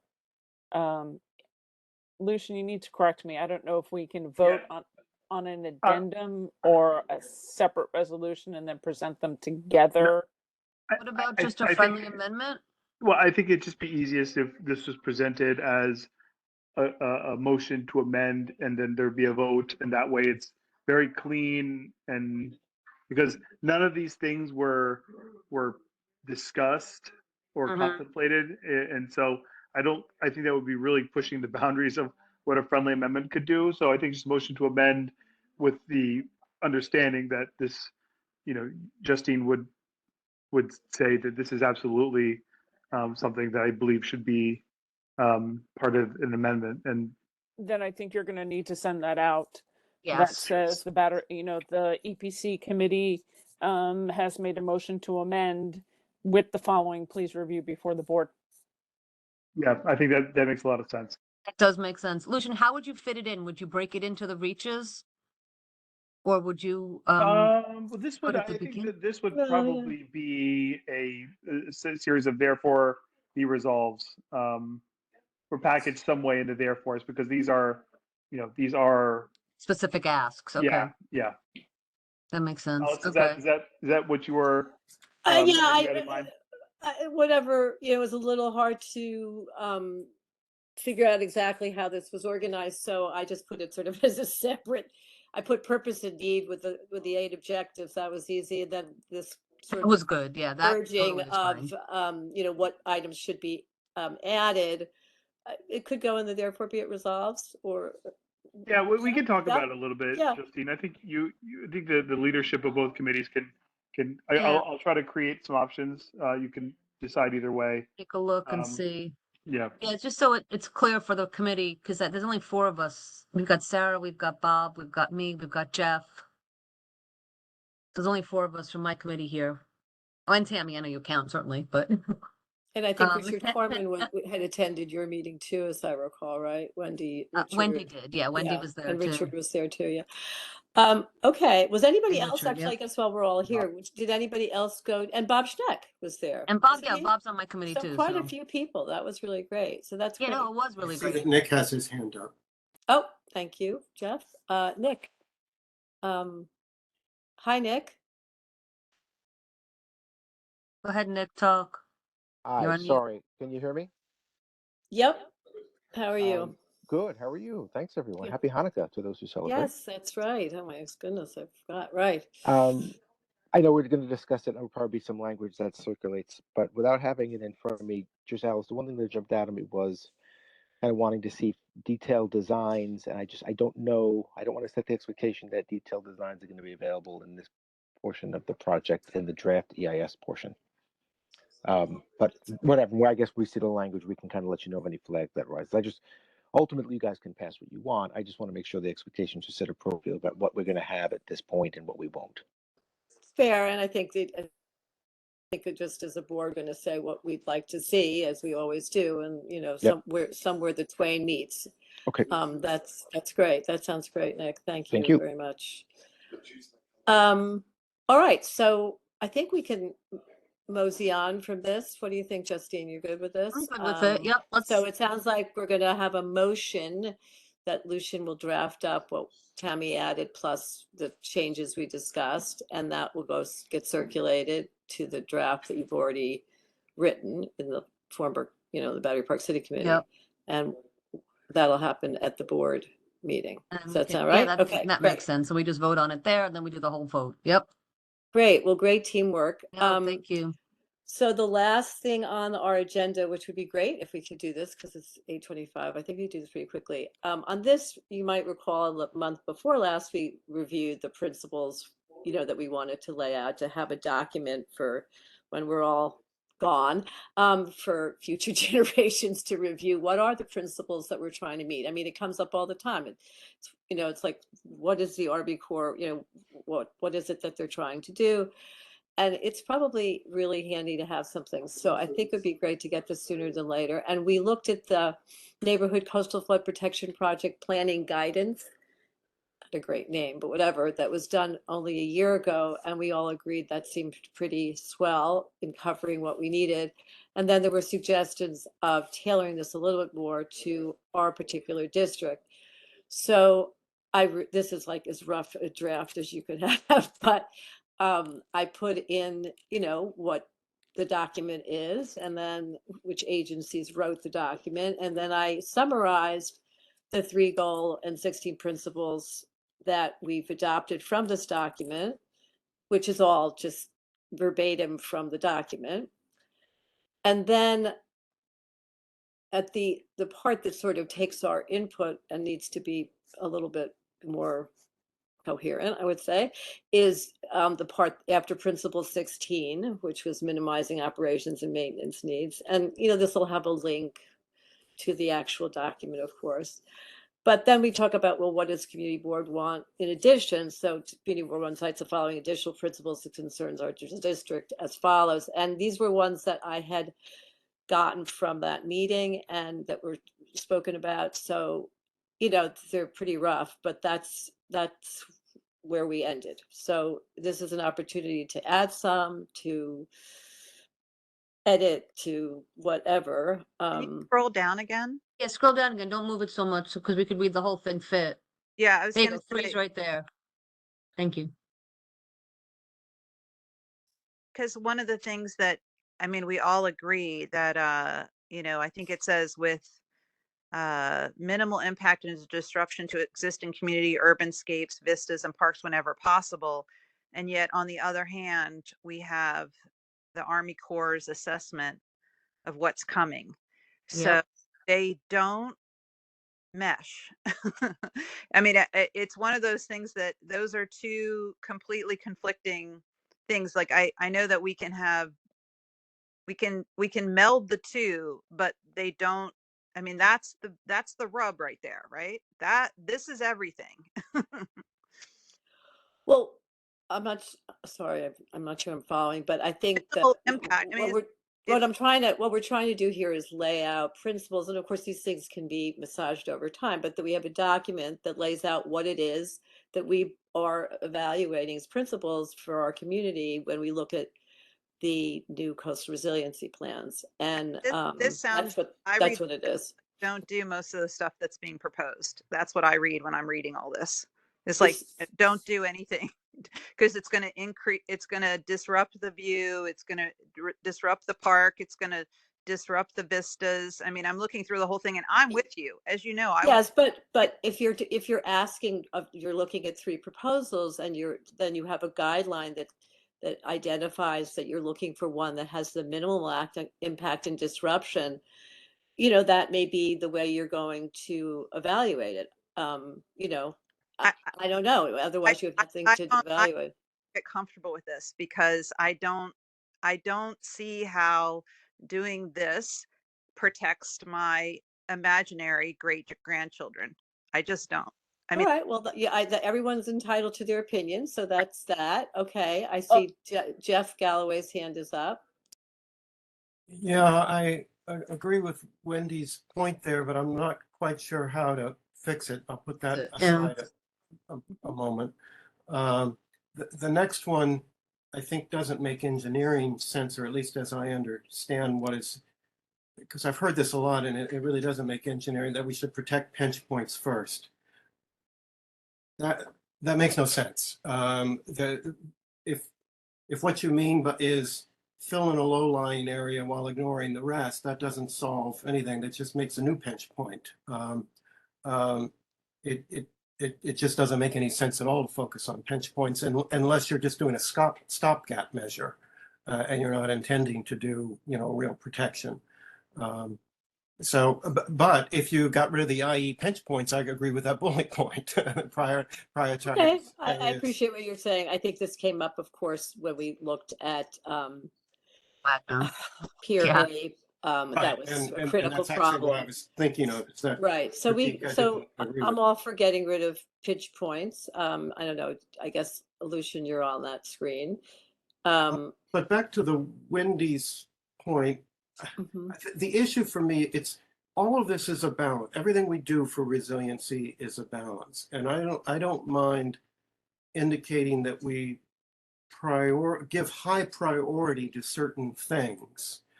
But if the choice is between resiliency protection and preserving a park, I vote for resiliency protection. But usually it's not that simple of a choice. Usually it's a balance that reasonable people can disagree. And I would want to look at the proposal before saying, well, this one preserves more park, so I pick that one as opposed to the other one that may have other benefits. So I think prioritization of minimizing impact and disruption to existing, I would agree with that. And I'm not sure that it means anything different than what's stated there, but I can see how Wendy would read this as sort of implying that this is something we're going to do no matter what, as opposed to protecting from resiliency. Okay, so I'm a little lost. So okay, second, just give me let's get. I'll get you language. So yeah, language would be. And by the way, this is just so we can be clear. This is a committee of a number of people. Everyone is entitled to their opinion. This is not just Jeff and Wendy and me. Just to say, you know, this is a suggestion, as are the things that are up on the board, you know, up on this document. Just okay. So let me. So go ahead. Okay. So on the one that's highlighted right there on the screen, which the last one, if we just get rid of IE pinch points, then I'm fine with that. Is there anybody that objects to that idea? Okay, I don't see anybody. I think if you're objecting to the idea, could you just put your screen on and raise your hand? Because I already see hands raised to make comments. That's confusing. All right, I'm going to assume that's okay. Let's Okay, keep going on. and then the other bullet point above it, which was the one we were just talking about, resiliency proposals, keep that, and then instead strike with minimal. Oh no, strike the word with, and insert instead. Should give high priority to minimizing impact. How about prioritizing minimal impact? Or Should should give high prioritize, priority to minimizing impact? That's fine, whatever you prefer. should prioritize minimal, should prioritize. That's fine to me.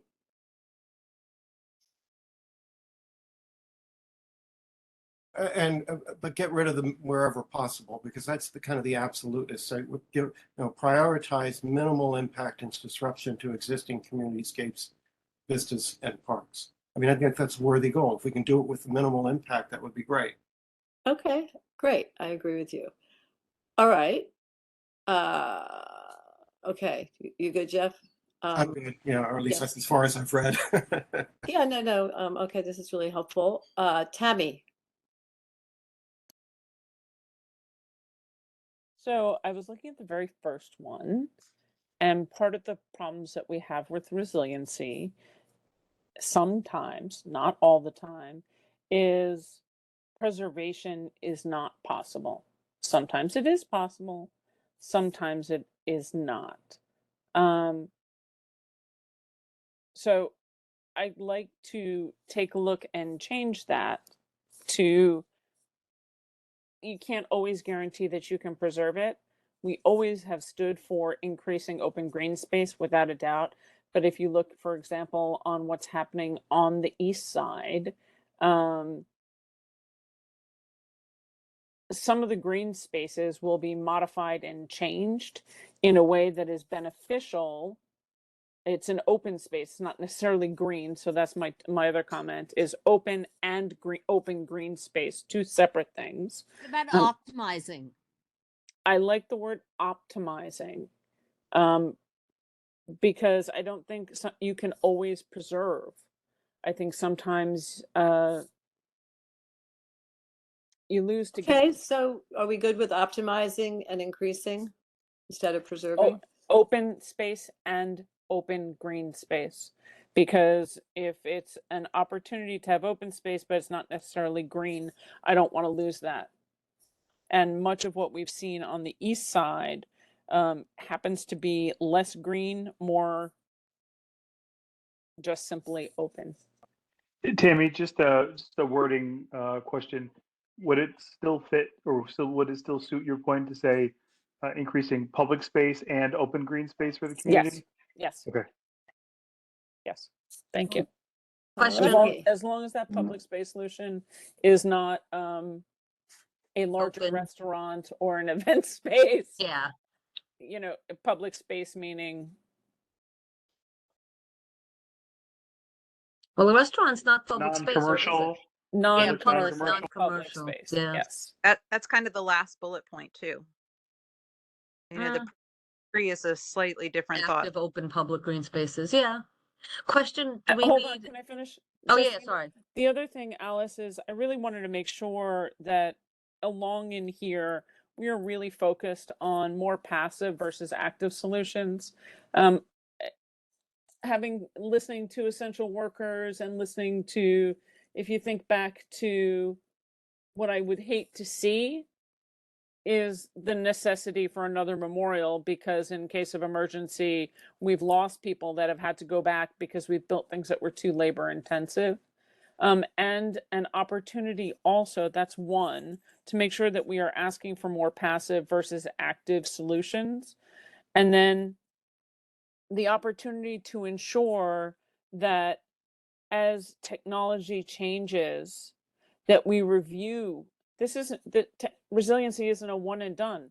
There could be an opportunity to change something with something far more technologically proficient at resiliency and climate change and storm surge and things like that, that we should always be asking to review it every several set of years with a rise in technology to see how we can therefore optimize and maximize non-commercial public space and open green space. All right, well, that's a mouthful. So why don't you write up the ones that you want there? It seems like there might be two more principles, and we can take a look, but I'm not sure how to, pair that into a sentence. So I'm going to leave that to you. Yeah, one is more passive versus active to save on manpower before, during, and after. Tammy, I kind of agree. I agree with everything you just said, but I'm not sure I agree with the conclusion. I do think that passive is better than active, but with the geography we're faced with, and you think about Hudson River Park, for example, passive is a wall, active is a pop-up, is a deployable. And there has to be a balance between the two, and there's lots of good reasons to favor passive, and we've heard it repeatedly from the city, for example, including what you were alluding to, that active ones may fail in ways that the passive one will not. But we have some difficult geography, so I'm not exactly sure how to word it, but that's my 2 cents on the point. I'm going to add you to conscript that wording with me, and thank you for your offer. Okay. Okay, thank you. Anybody else from the Peanut Gallery or the? Can I add just a little bit? So first of all, this is all good changes and good additions, actually. But I'm wondering, do we need optimizing and increasing, or is optimizing enough? That's one question. Because to me, optimizing kind of is increasing. But optimizing if possible, maybe? yeah. I mean, increasing if possible. I mean, we can't always increase. Optimizing and increasing if possible. Sure, okay. Because you can't always increase, but you should optimize. Yeah. And then, okay, minimal impact is good. I like getting rid of pinch I'm points. sorry, optimizing and increasing of possible non-commercial. No, space? and What was it? increasing if possible, increasing if non-commercial possible. public spaces Got and it. open green Thank spaces you. for the community, maybe if possible increasing if possible, that's fine. Either there I'm going to ask that these be kept really as simple and as short I as don't think possible. I'd I use find these things really, really kind of at a certain Confusing. point not helpful when they're a million words. And And- when you want to get basic concepts that the future generations of board members can zero in on basic principles, much like the 16 in front of it, that are very simple. Prioritize natural nature-based features where feasible.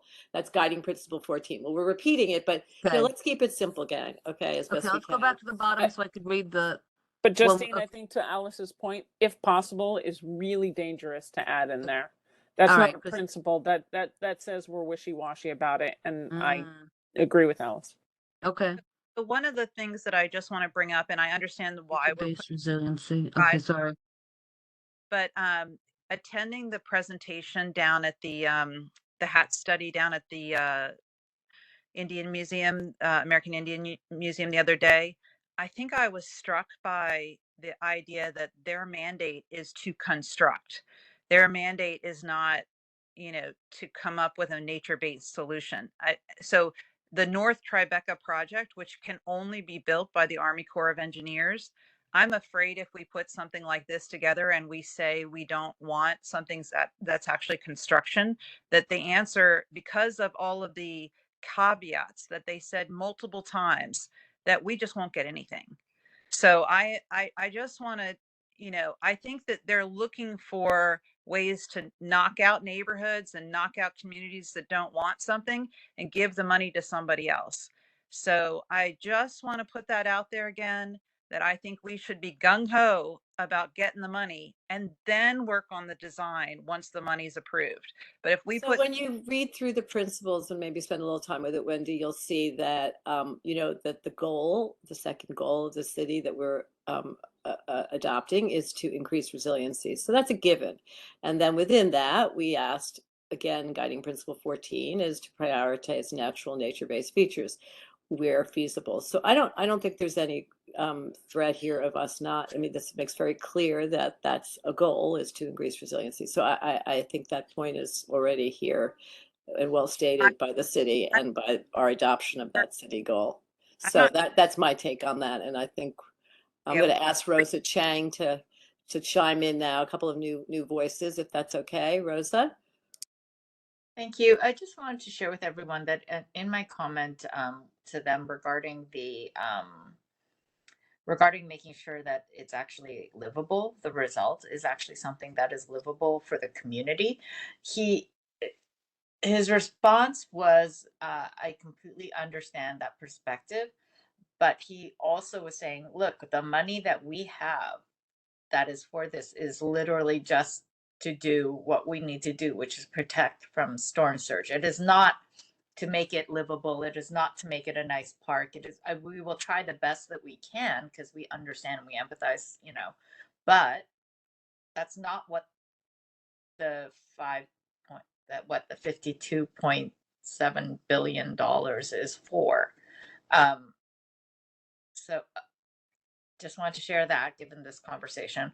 And secondly, I did also remember what my last point was, which was combined sewer overflows. And their response on that, sort of related, was that our scope for this work is not to deal with the inland stuff specifically. It's to deal with storm surge. We have a very defined scope of what we are responsible to do, and that is what we will do. But the response basically sounded like the CSOs aren't our issue here. That's not us. Correct.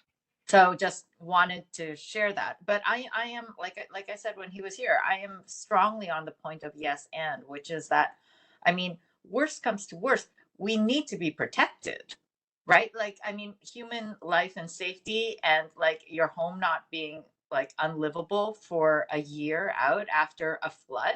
I mean, businesses not being open, 3 years after a flood, the insurance issues, all of that, the impact of a single storm event is so devastating.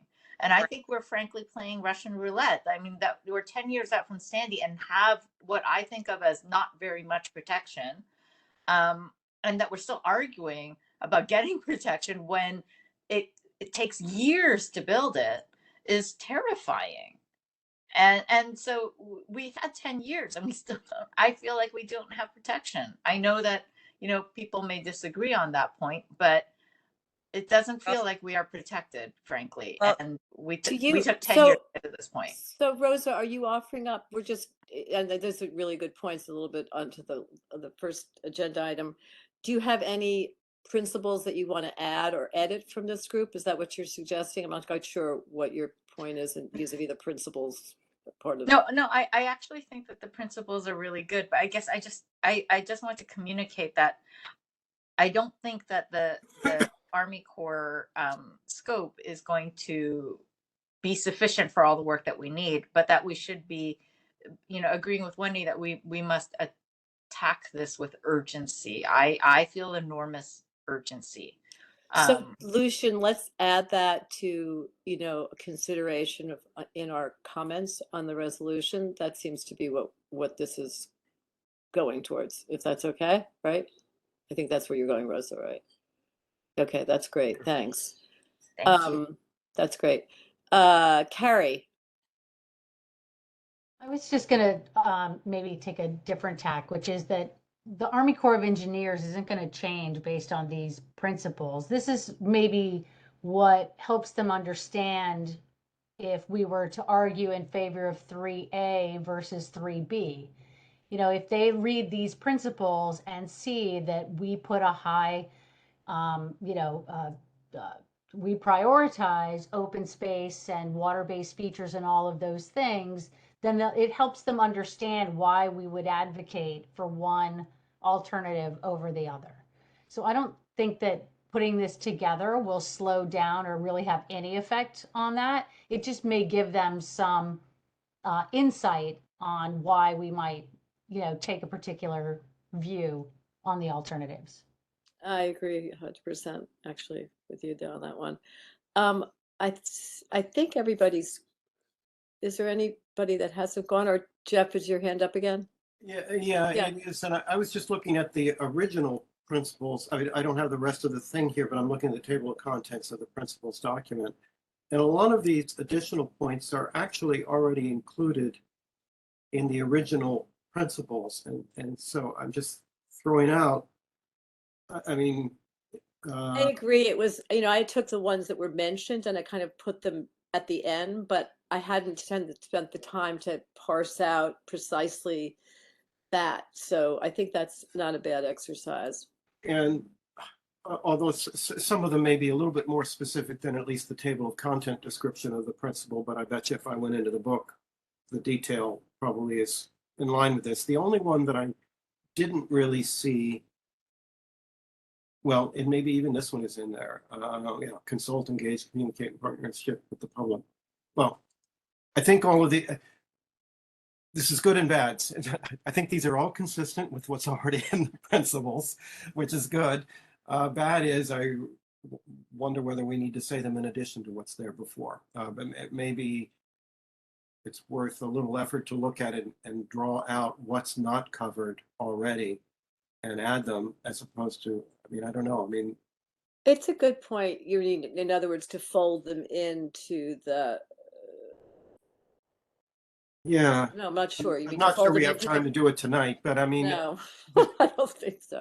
but one thing we can take comfort between now and January, if we don't do it tonight, is that everything we're talking about that we said is important is certainly consistent with the principles in this book that are already there. And it may be, if you could distribute this to us, maybe we can look at it and have ideas on folding it in. I don't know.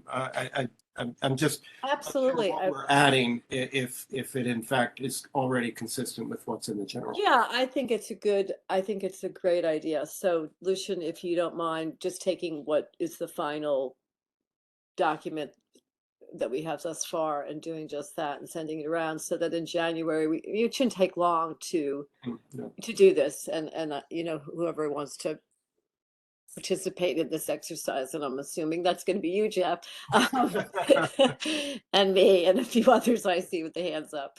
That'd be great. I think it's helpful. And I agree with Carrie. I think it's helpful to any agency that comes before us, and it's helpful to anybody who comes, 10 years from now and wants to know what we were thinking about in 2022 on resiliency. Alice, did we put anything in there about EID? BID. Equity, inclusion, and diversity. Oh, Or is that- EID. That's in the general That's the principles. first thing, yeah, under Okay, the good. center. Principle 1 is equitably address local neighborhood needs, and principle 1 is center equity. Thank you. Yeah. I'm good. I'm shutting it now. Thank you. And certainly time is of the essence. Well, we certainly can add something about time in here, if it's not already.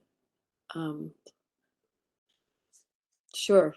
All right. I think So it that's sounds actually like a we're really not key one. gonna be voting on the resolution tonight. We will go through this one more time for January in doing what Jeff suggests, which is to try to make sure there's no redundancies. And anybody who wants to add anything, you've got time to do it. And this is going to be obviously a document that will be like, I don't know how many documents we have like this, but something that will appear in the archive as, or in the database on the board site, so people can refer to it really easily. And that, of course, can be changed and amended as time goes by. So I think that's it, right? Does that seem like something for January? That plus the Army Corps for February, maybe.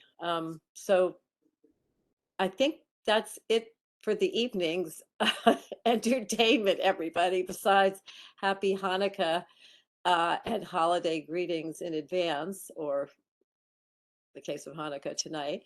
Anybody else, anything, or can we call it a night? And thank you very much, everybody. Thank you. Oh, thank you. This was Happy great. holidays. Thanks, everybody. Thank you. Yeah, Bye, thanks very everybody. much. Good night. Good Night. night.